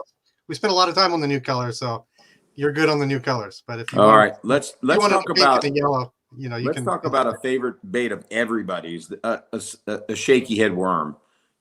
I mean, I think you gotta go there at some point, because there's a lot of people that shaky head. It's arguably caught more fish than anything on the planet. The regular old worm. Right. So here it is. This worm has done amazing. It's a very, very unique worm. So there's a lot of there's a different history to this. It's probably the most customizable worm on the market as well. It's a interesting design. It has it's actually got 5 different zones on it for for vibrations. But in it floats. It's scented. This model we call Obsidian. It's like really heavily scented. It's got a strong squid smell. It's really, really effective. And so what makes these worms unique are that from between my 2 fingers, it's hollow. Oh. So there's a hole. There's a lateral hole here. Here we go. So I stuck my finger right through the hole. Crazy. Okay? So from this hole to the tip, it's actually hollow. Now it's going to be tough to get the camera focused, but you might be able to see a little bit of hollow there. So this allows you to do a ton of things. So a lot of thought went into this. So you can put in rattles. You can actually inject scents in there. You can because they float, I'll often use them top water, and you can actually adjust the buoyancy by whether you put water in that cavity or not. Dude, this is crazy. Yeah, like yeah. a suspending worm? One of the listener viewers just said you could stretch it 6 feet. Yeah, you probably. See what I'm doing right now? Yeah. I don't know about dude. I don't think it'll go 6, but it'll go probably. This is insane. So you could actually suspend that worm if you put the right amount of water in it. Yeah, so you can. It depends on you can put little weights in the core, so you can adjust the angle at which you have it through the water. Rattles, weights, scent, rattles, weights, scent. Okay, so Scott, check this out. This is my new favorite worm. No, this is bringing me back to something that I discovered. I swear, I'll tell you a story. So I was at there's a place called it's a local pond. It gets heavily fished. Yeah. And so it was the spring of the year, and there were cruisers and fry garters. And I had to get a bite, a smoked purple tube with a high performance hook that has a clip on it and with no weight. And my tube was on the surface and I got their attention, but I'm like, what if I actually bit a hole in the tube? It allowed water in, and I was able to get the tube at neutral buoyancy, and they ate the fire out of it. It was like a little thing menacing their fry. Right. And I started catching them. It's the craziest thing. I've never done it again. Right. But yeah, so I've done it. So, in the summertime, I'm in the Piedmont area of Virginia, and we got a lot of ponds that get a lot of algae. So you got no choice but top of water. So I like fishing these top of water, and depending on how you do it, you can make them dive and pop up, you can, if you get it just right, when you pop them, you can actually get a different sound by air or water going through the nose and coming out this hole here. And it's really unique. And another thing you can do is, I've never seen anybody do it. And I should put my name on it, like the Scott rig or something. Yeah. But if you hook it at an angle, so if you put your hook at an angle, not centrally, but you angle this worm, you can actually maneuver the worm at different angles, and you can flip it over, and you can maneuver through all of the algae patches. You can just maneuver it like a remote control boat, and you can keep it. You can always keep it over the clear water, And so that's been really, really cool. And what about through the grass patches on the Chesapeake Bay, Travis? Like maneuvered into a hole and let Dude, it. Eric, What? I honestly, so I want to try that. Scott, this needs to be talked about. Like what you just demonstrated. You gave me this pack of bags. I've had it sitting here for a year and didn't do nothing about it. Yeah. Because I didn't know. Scott, let me just tell you, did you send that pack to him free? He's the wrong guy to No, send it I to. paid for that, Eric. Stop. I'm just checking. I'm just Well, if I knew he was going to sit on it for a year, I would have charged them extra. But yeah, exactly. He's smallmouth crush. I'm the bass lab. I like to experiment. So just one more thing about these worms that's really easy is they are like the Nikko rig magic. I mean, if you're gonna Nikko rig anything, like you just get a simple nail weight, and you just put them you just shove them in there. That's so easy. Hey Travis, you got a Nikko weight? Yeah, I don't. I'm putting the nail weight in right now. Just shove it in there. I don't have a nail weight, but it's already in there. Yep. And then again, the plastic is just so strong that even if you put a hook right here, that you can do that with a hook. It's not going to tear. You can fish this. Yeah, a lot of pros when they're holy action on that tail. Holy action on that tail. Look at that. Yeah. So there's some holy action on that tail, guys. And you didn't fish it for a year. I'm an idiot, dude. I told people when we're marketing this live tonight that minds would be blown. I didn't know my mind would be blown so much.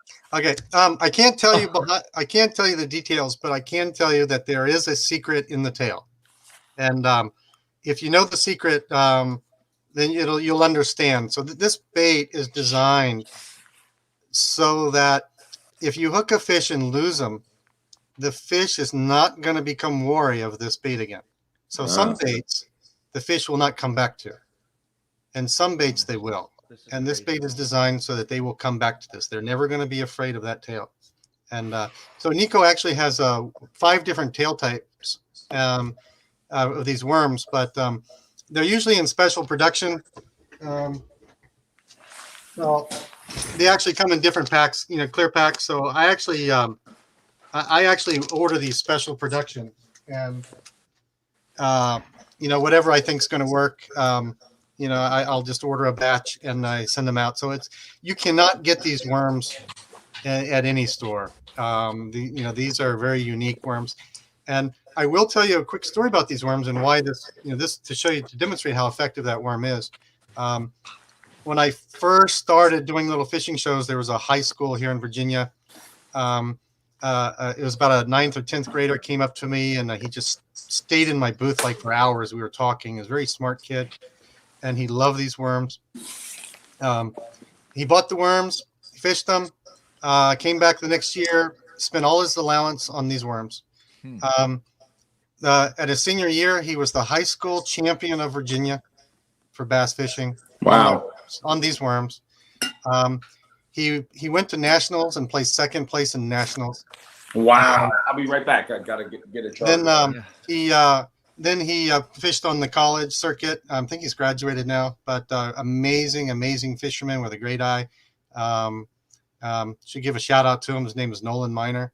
Fantastic guy, fantastic family. But he had an eye for these, and he showed what these worms can do. And I think he caught the largest largemouth bass in Virginia in 2016 or 17 on that worm. And he used it, like Eric mentioned, the Shaky Head. So as in his own words, it's magic on the Shaky Head. And so it's I'm convinced. It really is an amazing worm. And yeah. I grew up fishing worms, and I never really did that well with them until I started fishing Nikko's worms, and sure. They're just so easy to do. Wow. Dang. So I got a straight black. Yep, that's the obsidian. Okay. Smell it, give it a good smell. Yeah, I know. Yeah, I kind of like it. Is that bad? No, that's good. It's food grade material in there. True.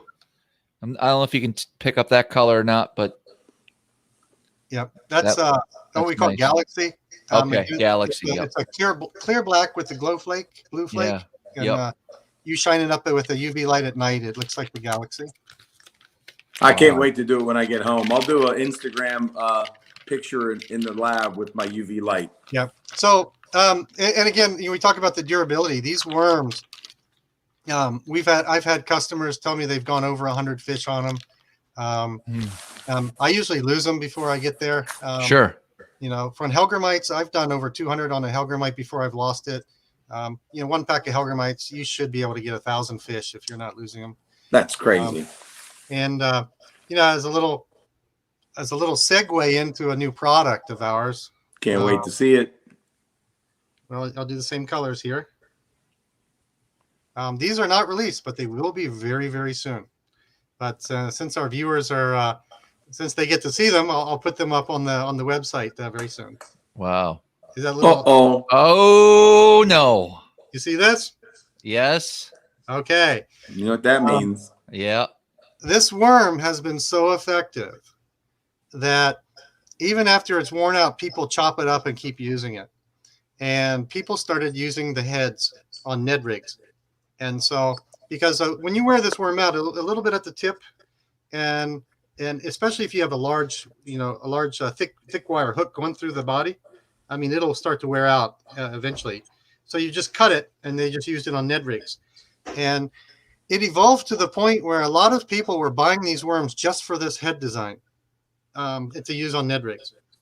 And so we had a ton of people asking for it. So we came up with a Ned rig that incorporates that head on it. And so these will be up on the website very, very soon. They're not there tonight, but they will be very, very soon. And so, yeah, so these are, and I kind of tweaked the design a little bit on this to, when we talked about that designing magic in Japan. So, I tweaked them a little bit. So you'll get a few extra fish that you might. Nice. Love it. So, and these come in some amazing colors. And I don't know if you can see this. I hope you see that. Yes. This is a,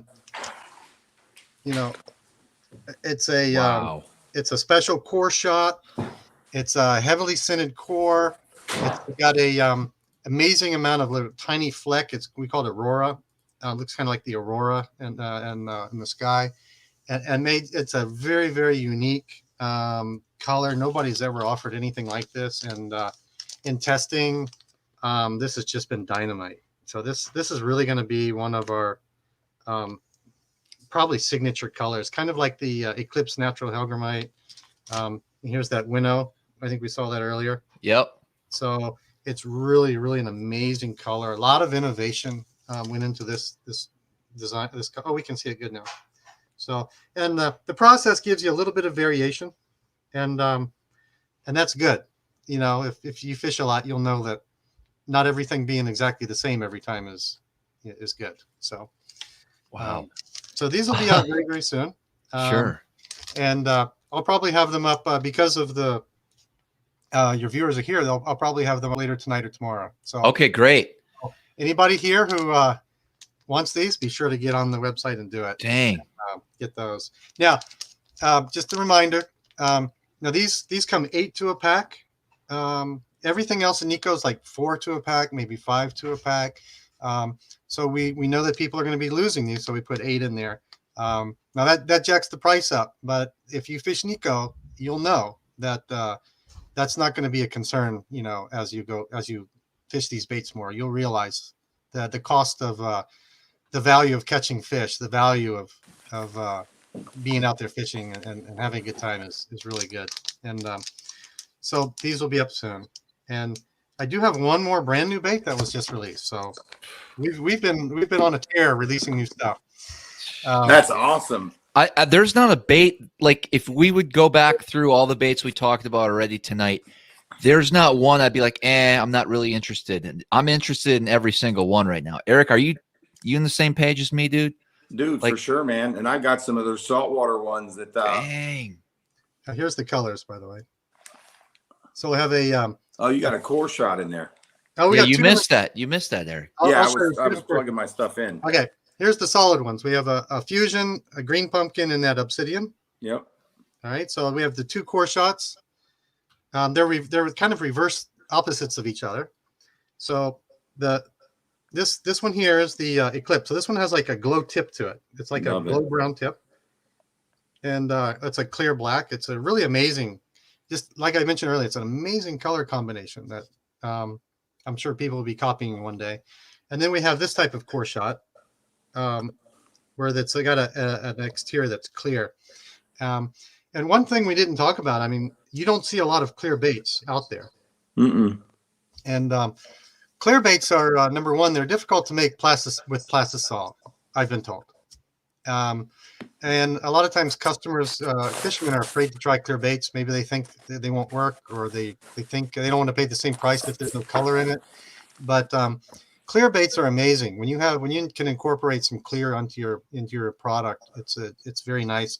So people don't realize how the light refracts with a clear bait. I've noticed repeatedly over the years that if you're fishing an area where the fish are shy, and I first discovered this with creeks. You know, I'm in a creek. I'll catch maybe one fish on a solid color bait, but the fish are hiding. They're afraid to come out. It's dangerous. But if you put on a clear bait, fish will take a greater risk. They will be less shy. They will come out more for a clear bait in those circumstances. And I've played around a lot, experimented a lot on the Shenandoah with like clear octopus and you know, clear shrimp and other clear baits. And we had a clear Hellgrammite at one point. And they really are nice. So this kind of incorporates some of that into a bait with other colors, and that will work. Oh, one more thing about these baits. Again, it's the attention to detail in Japan. The ends here, the solid ends, they're concave. They're not flat. So it's going to snug up against your jig head. You can hug that jig head a lot better, and so it also makes rigging a whole lot easier as well. Just more attention to detail.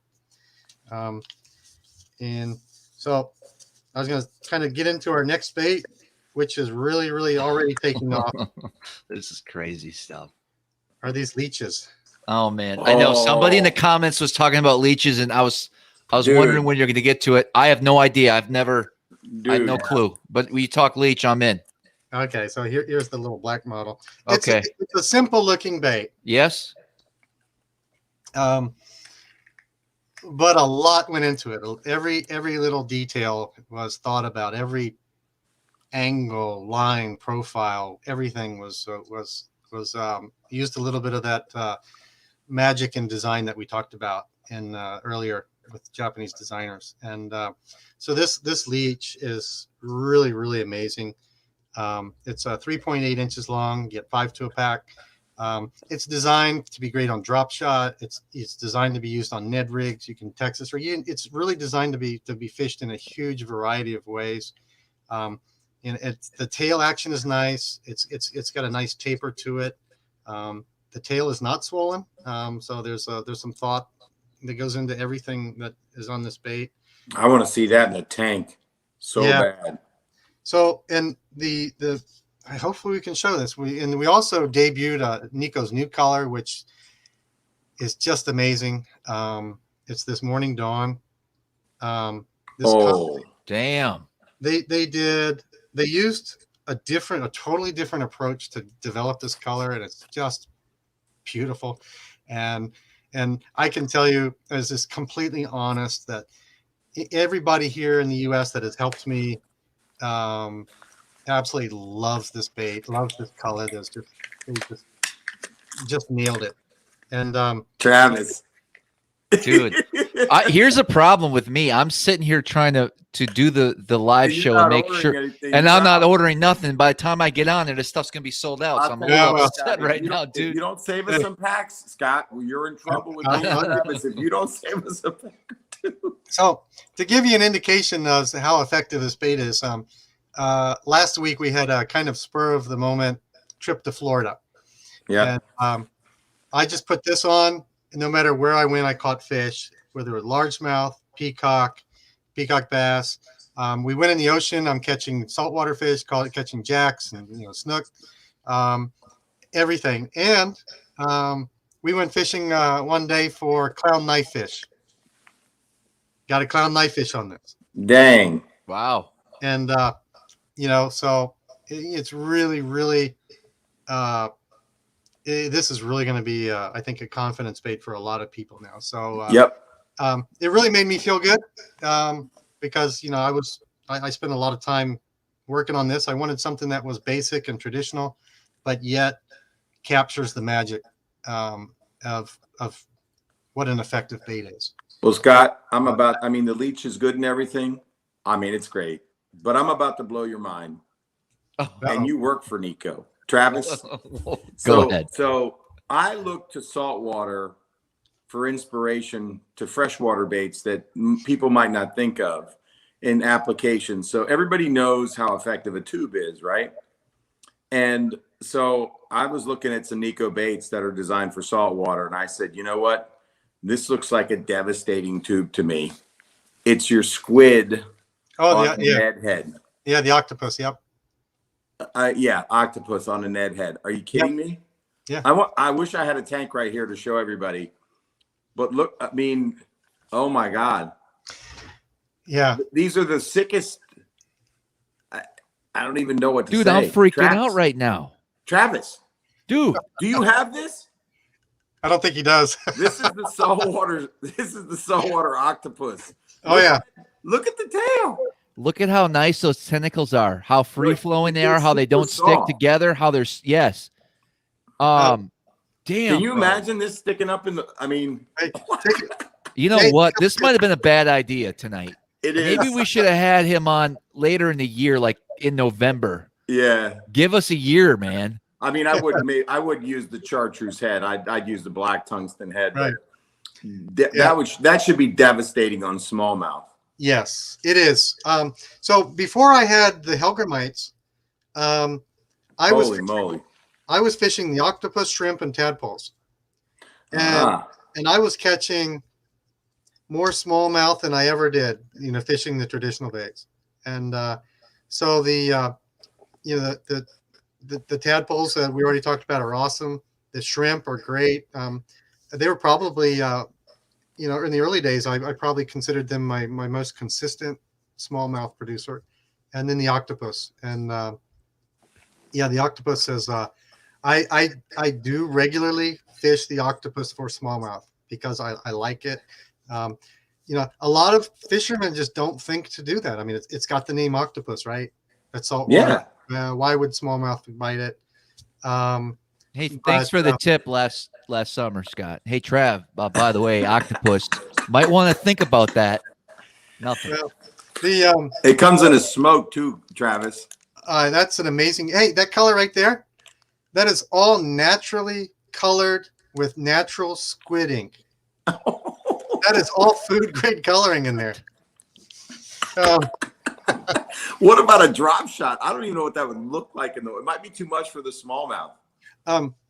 Well, here in Virginia, I don't drop shot very much, but here in Virginia is where I started out. A lot of guys knew me from the local fishing shows, and a lot of guys will come and buy my what you've got is a 3.5 inch. Yeah. There's different sizes. Yeah. There's octopus is probably one of our more successful products. So right here, I'm holding up two. The larger one is the 3.5 inch. Oh, I know what I'm gonna do with that bait. I ain't saying nothing. Here in Virginia, a lot of customers who are familiar with it will use this 2.5 inch drop shot.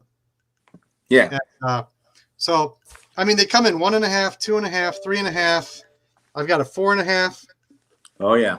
I've got a 6 inch. And the octopus are really, really nice. And now, you know, because we don't sell a lot for fresh water, we don't have really good freshwater colors. However, we do have that red works really well in the spring. If we could just get you to make a green pumpkin in it, we'd be happy. I actually did at one point. I actually have. It's not on the website, so if somebody really, really wants it, they're kind of pricey because these are one of a kind things that I only have a few of, but yeah, I'm buying it now. I've got a 6 inch octopus and green pumpkin. You're going to pay like over $20 a pack for them, but you get three. No problem. I just want to make a statement. Listen, in 2 weeks, I'm going to have the world's largest auction Okay. Because right now what you're telling me is, you know, I'm sorry, dude. Hold on, I'm getting a cup. Like, of water. listen, Scott, honestly, I knew I was going to be impressed, but I didn't know.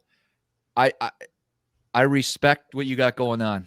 Yeah. And I sincerely mean that. Like, seriously, this is some really good stuff. Yeah. So just for the octopus, you know, anywhere from 1.5, which is obviously a very small bait, up to the 6. So I've gotten plenty of smallmouth in on the 6-inch octopus. You know, I had some special colors, the green pumpkin and some browns. We don't offer them commercially, but yeah, they stand right up. They're great. To be quite honest, I'll tell you what, I like the white ones and these clear ones. I've got some clears with red flake and wow. And I don't know. I tend to do a little bit better later in the season on octopus, but a lot of my customers love to bed fish them. So, you know, but they work. Just by the way, just again to tell you how strong they are, you can turn these inside out like that. So that's already inside out. You can put a weight in the head. Put it What? Yeah. So you can even. There we go. I'll show you something else you can do. It's you can just flip these inside out. If you sometimes you want more bulk, more float, you know, you can just put your other smaller octopus right in there. And double puss. yeah, yeah. It's like the cookie puss. Yeah. So there you go. Oh my god. And so you can mix up colors that way. What? Oh, so that's these are smoke. Hold on. Yeah, so these are really nice. I'm gonna have to do. I'm opening my smoke pack because I want to see what smoke and red look like. So I think yours is the same size, but yeah. Oh, I see. You're doing the bigger size. Oh, I'll make. Yeah, you do. Put the smaller one in the bigger one. That's so crazy. And you've just got one bait. So these are good. And then you can. I've played around with everything. I've put other baits as trailers. Put these on the head as. What about a double drop shot rig? There you go. Dude, could you use this as a jig trailer? And would it interfere? Somebody in the comments talked about putting it on a skirt as a chatterbait skirt. Yes. Yeah. Would it interfere with a silicone skirt? No, it should be fine. Silicone's fine with them as far as. Okay. Material. Somebody asked that question earlier, so Yeah, I wanted to answer that. Yeah. So you mentioned before, I think you brought me on or early on about the powder that's in the baits. Right? Yes. Okay. So most of the baits are super sticky when you get them. Yep. That's the natural state of the baits. Yep. Once you fish them, they're not that sticky anymore. So the reason that we have powder on there is so they don't stick together. So, for example, the octopus legs will stick together if we don't have that little powder on them. I'm not even sure what the powder is. I know it's completely harmless, healthy powder, something you can put on babies. Probably talcum. Yeah, it might be talcum because people use that for frog legs. Right, and so that's to keep it separate. And so there's one issue with the baits, and they will develop memory over time. So if you store them in a crumpled up position for a couple months, they're going to retain a little bit of that shape. And so the powder keeps them from it keeps the shape true while they're in storage. So after you fish those octopus. When you put them back in your packs, because they do last a long time, you know, if you want the legs really straight, the next time just put them back in the pack in a straight manner and they'll be fine. Okay. Can you boil your baits to get the kinks out? Because I do that with regular plastisol baits. You know, I'm not sure. I think you will get the kinks out. Boiling the baits is fine. Another great part about these baits is you guys know how soft they are, right? Yeah. So, they will remain soft at colder temperatures than any other plastic. Ooh. Everything. So they're great for ice fishing. If you look at the Nikko's line of like little tiny stuff, like our little waxworms are just like magic under the ice.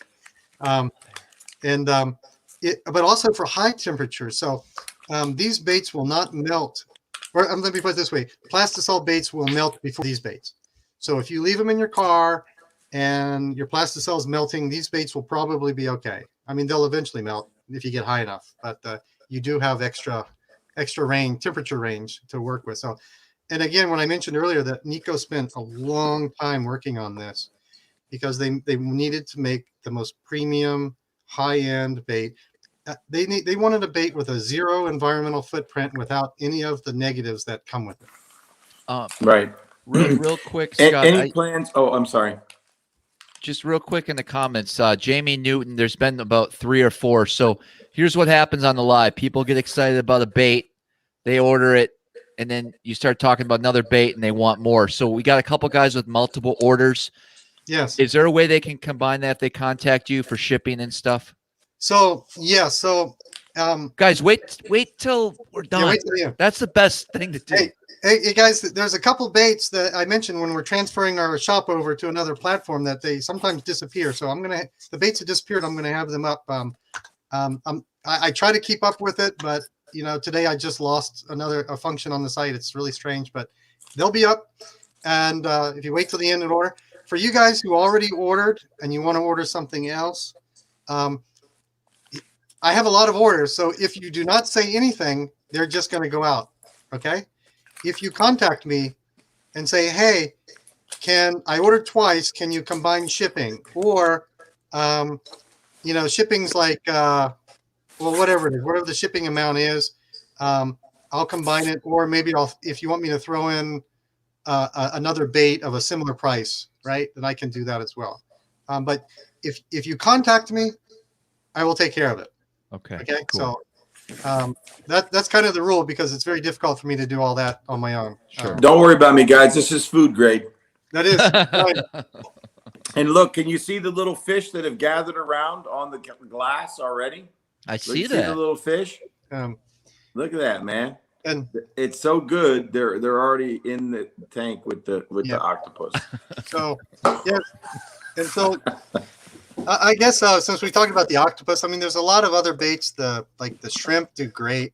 I would say about half of my big bass, for me, what's big bass for me, have been on shrimp.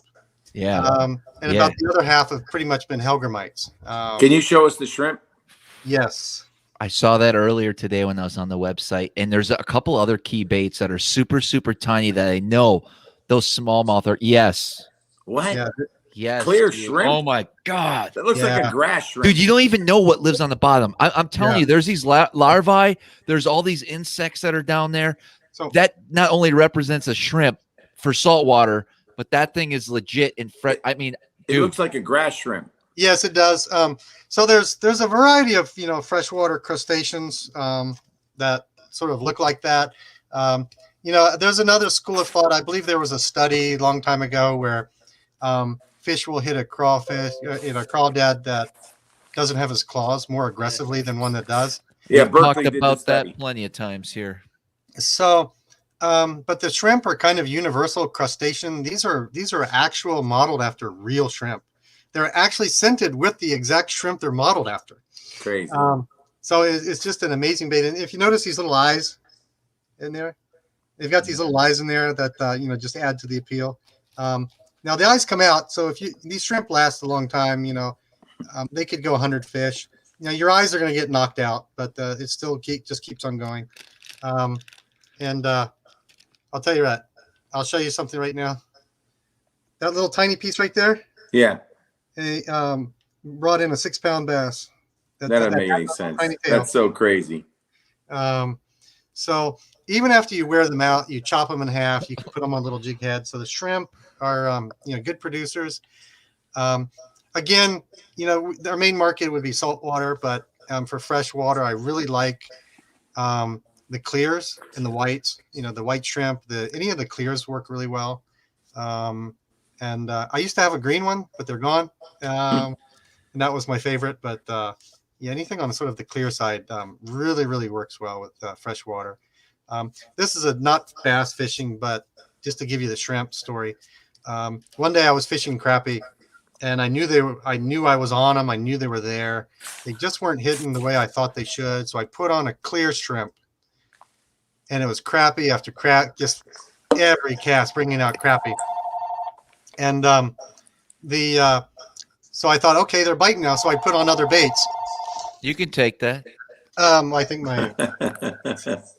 someone else got it. It's Japan.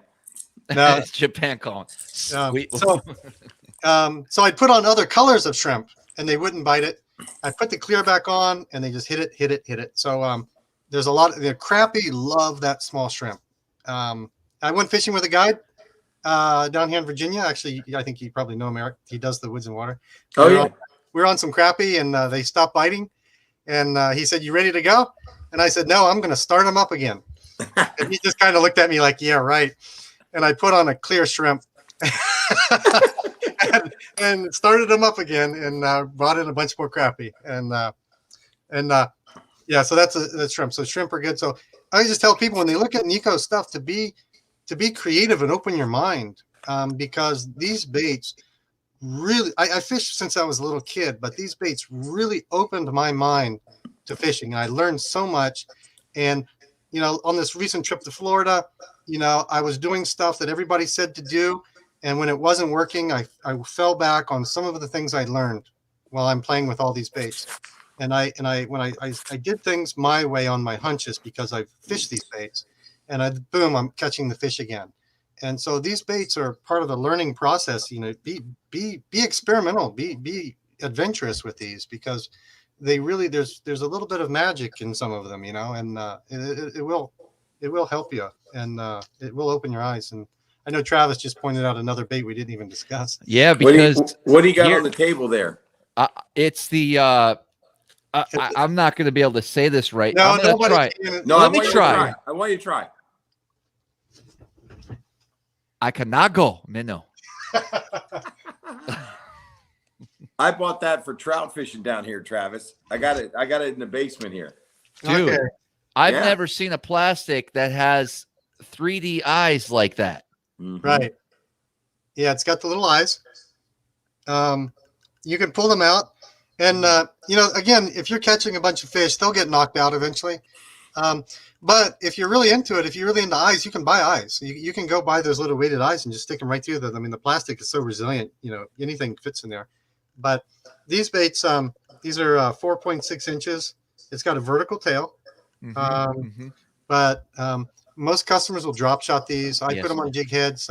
I already listen. I use a lot of drop shot baits, especially around the spawn. I really like a bait that is going to be you know, perpendicular in the water column like that on a drop shot hook, especially around fish that are spawning.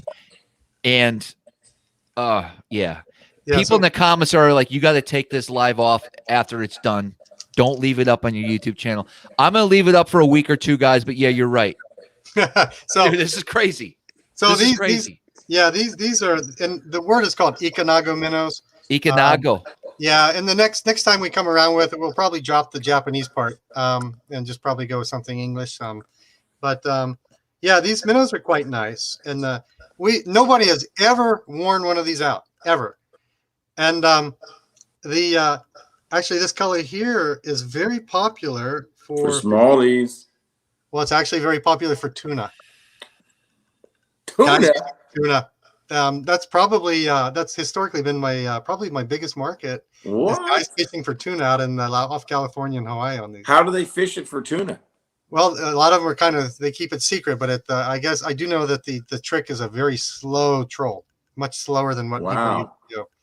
And there's a sweet spot, and if you play with these baits, there's a sweet spot on the motion, and if you get that sweet spot, especially experienced fishermen who like this style of bait, buy this bait.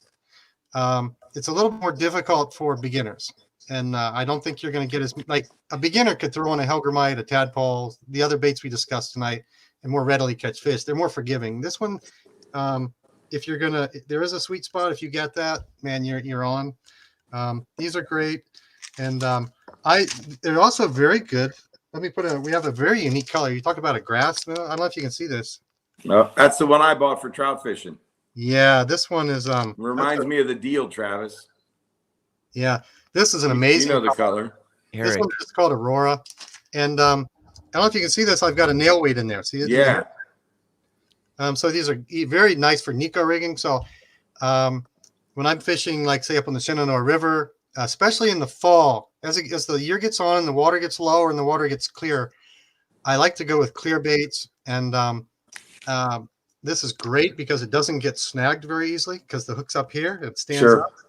and they just tear this up. They love this clear. And there's another one that's clear. See that? Mm-hmm. They really love this clear bait when the clear water like that. And it's just a lot of fun. Just a lot of fun to fish these. Dude, you don't even know. What else is on that table? Did I see another Jeez. worm style bait on the table? Are you Um, coming out with like a finesse worm? Because you know the one Nikko worm you have is pretty big. right. Are there plans for a finesse style worm? Because I can imagine a Nikko finesse style worm would be just stellar. Well, I'm going to have a meeting actually next week. So And selfishly, I want to throw it on my shaky jig worm that I designed. So it's a jig with it, but designed as a shaky head with an extra long, tail. But man, I would love a Nikko bait to fit on that. yeah. Oh, you know what? I think the leech would be amazing on that, actually. Yeah. Give it a try. As far as, like a finesse type worm, it's one of the candidates that we were talking about. I'm not sure where we're gonna go. Yeah. But Nikko's a small company, and this, as I mentioned earlier, this is a very difficult plastic to work with. And so we can't just we just can't throw out molds every couple months. No, sure. A long time to do Sure. things. And No, I understand. But if I could put a vote in for a finesse worm, I would be ever grateful. There's another thing. Here's this little thing right there. I looked at those, but I thought it was too small for my finesse worm. I love it. It's small. This is a small bait. This is made of a special material. We call it dappy material. It's like Travis. What about that for a drop shot? How long is that? Eric. This is 3.3. Stop. Oh, Travis. Eric.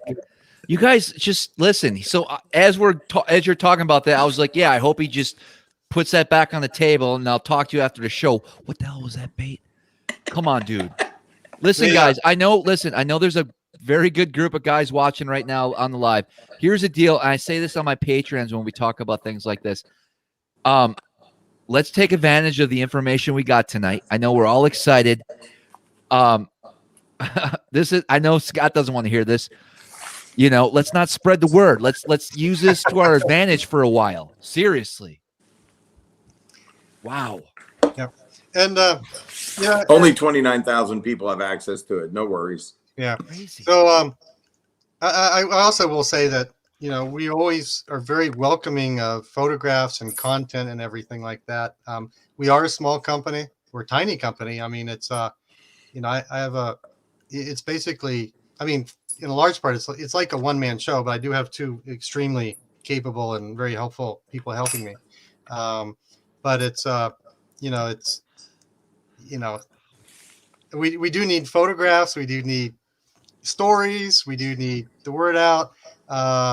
Because we're not most of the other companies are nowadays, they're actually owned by Wall Street and bankers, investment bankers. And you'd be surprised at who owns what. And Nikko's just a tiny company, and people are very surprised at how tiny we are. And it's a bunch of guys doing a great job. They love fishing. They love they're passionate about what they do. And I will say this because it's pretty much common knowledge now that when we talked about when you go into Japan and you walk in the store and you're blown away by everything you see there. Well, when you go to the Daiwa and the Shimano soft bait section, that's all made by Nikko. Oh, wow. Yeah, because no other company can do what Nikko does. Wow. And so, they're not going to put their name on soft. They're not going to put their name on a plastic salt bait. Yeah, Shimano is a lot of respect for Shimano. Yeah. So, I'm a fan.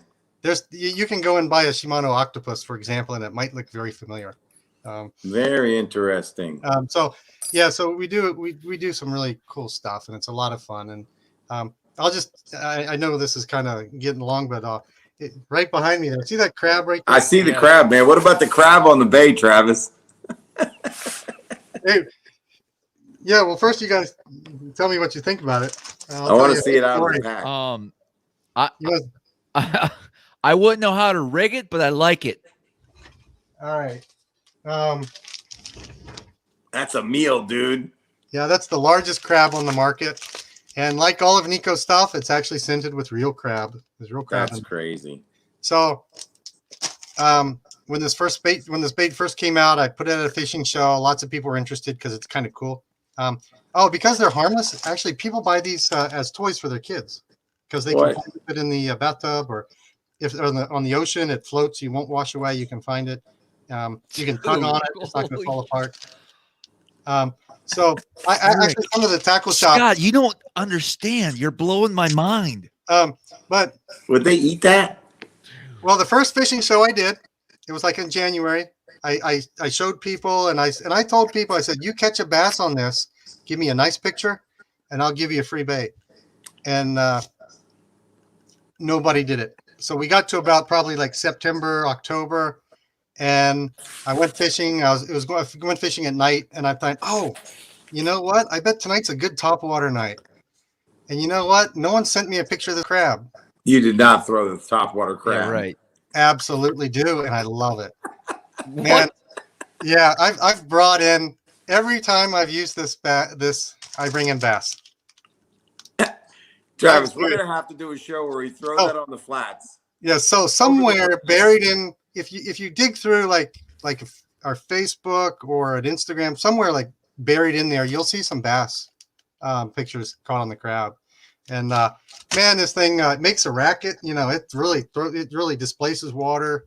You got to play around with it to get it the way you want. But I just use a 4/0 offset hook and rig it out the face. And you know, surprisingly, you know, the bass, I've caught in some surprisingly small bass on it. You know, I mean, like, you know, you would think you'd have to have a really big bass to get that. But, you know, I've gone down to probably like 13, 14 inches, I think, the smallest. But I've done, I brought in, you know, lots of like 2 and 3 pounders on this. Crazy. But it's just fun. You know, I'm not here to tell everybody to fish crabs for bass, but it's just that I do want to point out that when you design baits well, when the design is really, really spot on, it doesn't matter if it's saltwater or freshwater. You know, it doesn't matter if it's for trout or for bass or crappie. There's in nature, there's some universal truths. And if you understand those truths and incorporate those into your baits, then you take things to another level. And sure. Nikko's done that, and it's been a lot of fun fishing him. So crazy. But you guys should try it. Dude. It'd be fun to experiment with. I know. So, and just a little bit of trivia. The very first fish caught on this bass in North America was actually a big giant flathead catfish in Indiana. Wow. So someone used it for catfish and got him on it. So can you imagine him sucking it in down there? Yeah. So, but it's cool. It's a lot of fun stuff. And, you know, I really, for customers, you know, if they're brand new to Nikko, you know, don't be afraid to try new things. But, you know, the Hellgrammite, the Tadpole, the craws, the Winnows, the leeches are really coming on. And these, I've already, you know, some of the testers who have already been fishing this, I mean, they barely got ice off the water, and they're showing me pictures of fish on this. So these, you know, give them a try, and you can start there. And, you know, don't be afraid to try the octopus, the shrimp, or, you know, if you've got a nice topwater place, you know, put on a crab, give it a try, play around with it. It's a lot of fun. No joke. I mean, for all you guys listening out there, there was an old school angler that I had a lot of respect for, and one of the things he did was throw a Z-Man-esque plastic in a worm style floating over the grass and just absolutely murdered him, had his way with it. I don't know anybody still doing it, but try it. I mean, you guys know how effective a Zoom trick worm can be, you know, post spawn. But to get that thing to float is impossible, right? Because you're throwing a swivel. Yeah. Anyway. Yeah, everything of Nikko floats. So I've caught fish on floating octopus, Hellgrammite, shrimp, tadpoles, everything. Yeah. Last week in Florida, there was some peacock bass that wouldn't hit, and you know, whatever you do normally, you weren't catching them. I put on a topwater Hellgrammite, and that's crazy. And got the peacock that way. And where were you in Florida last week? I was in Florida last week. Well, I wish we had known, but Yeah. So that was the baits offer you a lot of opportunity to do new things and to explore and learn, and unlike anything else, and they're very forgiving. The baits do a lot for you, I think. Yeah. But yeah, give them a try, and I think you'll be happy. And I will point out that the return customer rate, I don't know the numbers, but I can tell you every day I see orders, and I see familiar names come across every single day, multiple times a day. And so people who fish Nikko always come back, and they realize that there's a tremendous amount of value there. And you save a lot of money, you save space, you save time. You're not traveling to the tackle shop so much. There's just all kinds of ways that they benefit society. I don't even know where to start here. First of all, I'm getting a lot of messages on my phones everywhere here, getting blown up. Scott, you did an amazing job. You get the record. You get the trophy for. Yeah, this Eric. Am I right? Yeah, dude. I do want to say one thing. You don't have a June bug color. That's my only complaint. I got June bug. What? Yeah. We got June bug Hellgrammites. We got June bug leeches. Well, there it is. Now, this worm here, They're answered. I'm out of June bug of these worms. Okay. So they all sold out, but I've got, there's a June bug leech. Nice. And I thought I had a June bug. Yeah, there's a June bug Hellgrammite. Hey, by the way, the Real Shot in Appleton does carry Nikko Baits. They have a small selection. They do have the Hellgrammites on their website right now. You guys can probably take advantage of that code if you know where to look as well. I'm going to have a conversation with the Real Shot here moving forward, because I plan on using your baits much, much more than I have in the past. We're going to get some more of those baits at the Real Shot as well, and get you guys set up. I'm sad and super excited at the same time tonight. I hope you guys feel me. Well, I know the story. I will tell one more little quick story that's very much similar to what I think you're feeling right now. Several years ago, I did the big fishing show in Chicago, and there's a professional fisherman out there, and he came to my booth, and he took all my tadpoles off the pegs, and he said, "I'll take them all." And he said, "I've got competitors here." Wow. And he took all the the tadpoles have brought him some paychecks. I don't know the etiquette, whether I don't think I can say his name or not, but no, I'd like to talk to you about that later. I do the same thing. But he's been the tadpoles have brought some paychecks to him, and I know the Hellgrammites have brought in a lot of paychecks, and I know these bass worms have very secretly brought in some paychecks. So yeah, I mean and I also just want to re-emphasize to everybody viewing that check back with the site either later tonight or tomorrow. Tomorrow's better. Again, some of my products have just disappeared, like just before the show. So they will be back on. We will have 10 colors of tadpoles available. And so they will be there. So I hope you guys take advantage of it. And I'm looking forward to, sending people a lot of baits, but I'm also looking forward to, Travis, you fishing more of the baits and learning. Yeah. And hearing I got guys telling me to shut this stream down now. This is crazy. We've never seen this before. No, they Nikko, I think, takes things to another level. And yeah, dude, I'm going to say this right now. Yeah, I'm gonna. You don't need any other plastic from what I've seen. Yeah, dude, for real. Thank you. Like, legit. And this is another little quick story. This is nothing about me, but ever since I started using Nikko, I've never been outfished by anybody around me. And that's not, and most of the time I'm not that sophisticated. There's a lot of people who are much more sophisticated and skillful than I am. But I'm just talking about ordinary guys. And I really, really, truly believe that the baits make a big, big difference on that. because what I do is very simple. And I see guys doing all kinds of different things trying to get fish on, and I'm just keeping it simple. And I think the baits make up a big part of that. So can we put it's Nikko-fishing.com, Codfish 180 just asked. Nikko Nikko fishing.com. Yes. And to use the code, click on the online store. So we're having some IT issues, but click on the online store. That should enable you to use the code.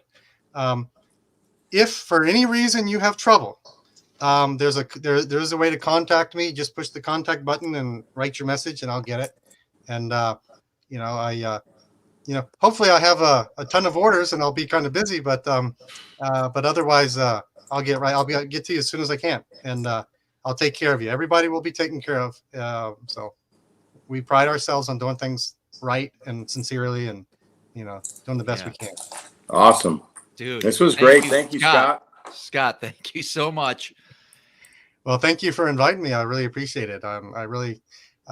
Nikko means, the name Nikko literally means daily happiness, and it really is the mission of the company to bring happiness, people to go fishing, enjoy the outdoors, and teach their children and grandchildren, and that really is the overriding mission of the company, and it's really incorporated in everything we do. And so I really hope that everybody who's new to Nikko gets to experience that.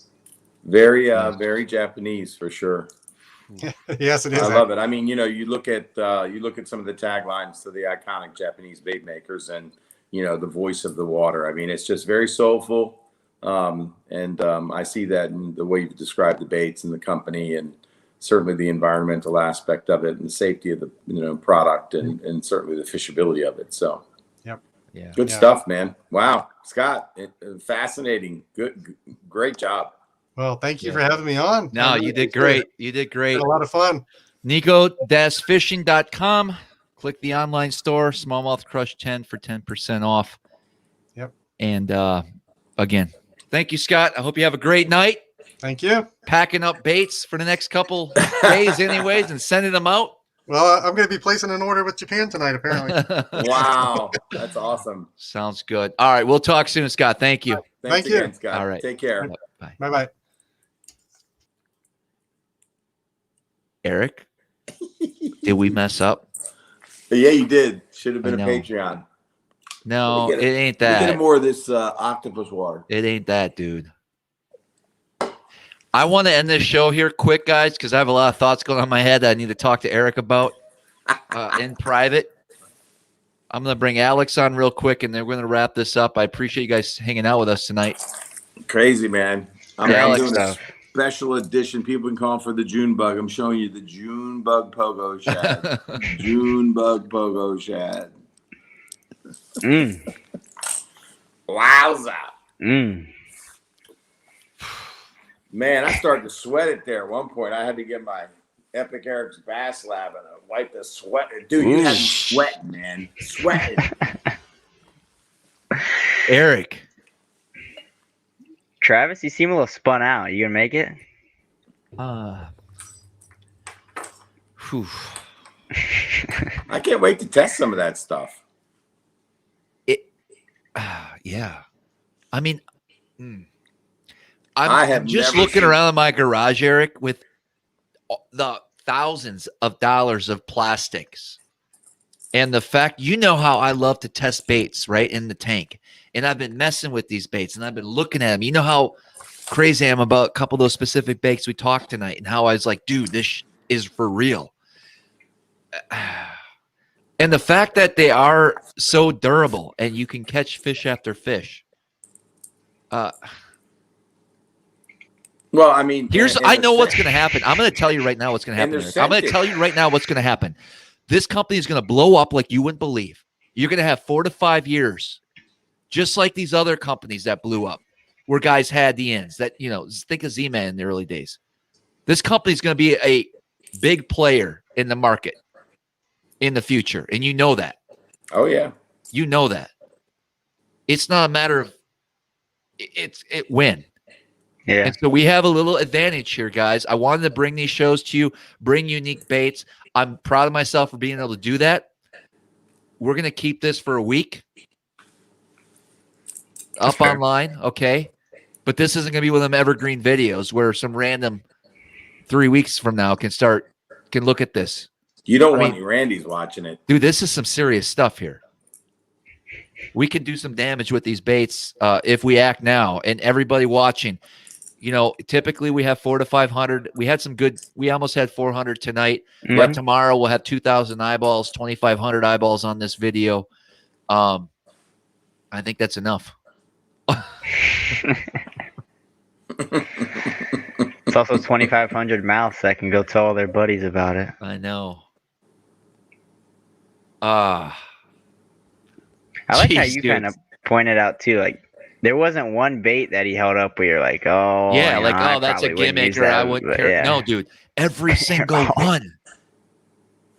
Well, I mean, you know, the crab is huge. I'm not sure. Okay, the crab. Listen, I'm going to pick up a crab or two. I promise you that. Okay, yes. The crab. I'll let you buy the crab because you can give that to your boy. I'm going to use the crab, dude. Well, I'm just saying, if the crab doesn't work, you got to. The crab will work, Eric.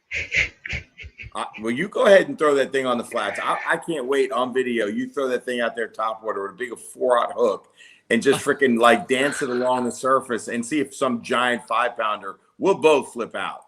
Yes. There you go. And then you just post one of those thumbnails where you look at the bait like that. I can't wait to throw grass shrimp out there, dude, on 6-pound tests. What are you going to do? Dude. So many ideas. You're not fishing that grass shrimp. Sure I will. How you going to do it? I'm gonna drop shot the thing, dude. It's so micro, but you know what? They'll find it if it's got shrimp scent. I don't know how good the scent is. Dude, I got so many ideas. I'm so glad there's some micro stuff that he did not even show. There's some ice fishing stuff that he did not even show. First of all, I'm going to tell you a secret. He did not talk about this. I talked to the Real Shot privately a week or two ago because I was in the store when I was back in Wisconsin. I was looking at the racks. I said, I don't know if you know where this. We got Nikko coming up here, guys, and we're probably going to sell a bunch of baits. What do you got here? He's got some Hellgrammite. I go, well, come on. Let's get this store. He's like, well, it's too late now. He's like, ice fishermen are going crazy over their baits too. Yeah. They're selling a lot of baits to ice anglers up there. Well, I mean, I think he made the point that it stays softer than any other bait in cold water. You know, and cold water will stiffen up a plastic, no question. That's why pork kind of ruled the day for early season because it was super pliable, right? Yeah. Mm-hmm. Yeah. You know, your plastic. Yeah. So as the water got warmer, people could shift to plastic because I get you get the concept. All right, listen, guys. Oh, no, I just want to wrap a few things up here. After hours will be offline tonight, unfortunately. My new boat arrived. I'm excited this week. We got a lot of cool things going. Next week, we got a custom bait maker coming on, my buddy Michael Simonton, who knows how to catch some big smallmouth. He's going to be joining us talking about some Lake Erie strategies. He's actually on the SmallmouthCrush podcast as well as one of the top smallmouth bass anglers in the country. After Michael Simonton, we got Mike Murphy. A viewer here is going to talk a little bit about fly tying and jig making. Cuda in the house. Cuda. We got Austin Neary, Falks Custom. I'm going to be heading down to Tennessee in a couple weeks. So a lot going on. New boat build video. My son Cole is just launched his own YouTube channel, SmallmouthCrush. So we have a bunch of videos lined up for that. I think he'd like that crab in the bathtub. That's what, actually. It's kind of weird. I thought about that. Yeah. He's not even 3 yet, bro. I know. He can play with a crab in the bathtub. He could have it as a toy. I said that already. All right. Well, you said it was weird. Let the kid play with a crab. It's your idea all of a sudden? I don't know, dude. We already covered that, man. Fine. And anyways, I just want to thank everybody for hanging out with us tonight. I promise you some more awesome lives in the future.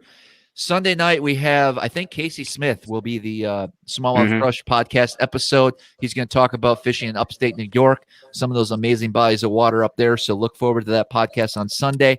And then, of course, a random video will be dropped on Wednesday of next week, which is going to be a really good one. I just don't know which one I'm going to put up yet. So we'll get all that worked out. Alex, great work again tonight. Epic Eric, get back home, dude. I miss you. Hey. What do you guys think about the name Ratified for this rat? Ratify. I like it. I like it. Yeah. And it's ratified. They ate it in Florida, dude. They cracked this thing, man. It did some work, man. That's right. Brent Anderson, if he's still watching, man, he could not stop looking at this bait coming through the water. I'd walk it near the reed line, and the bass were teeing off. I didn't catch any bigs on it because the females were offshore. They had already spawned. They were post spawners. They were out in the shell bar, and that's how I caught them on the cranks. I gotcha.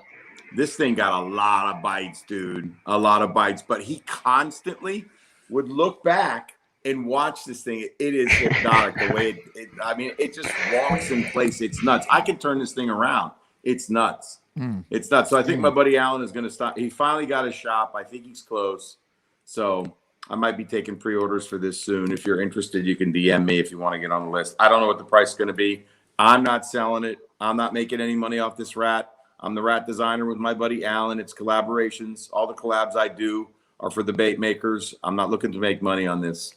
I'm just looking to bring great baits to the market. So, love it. Love it.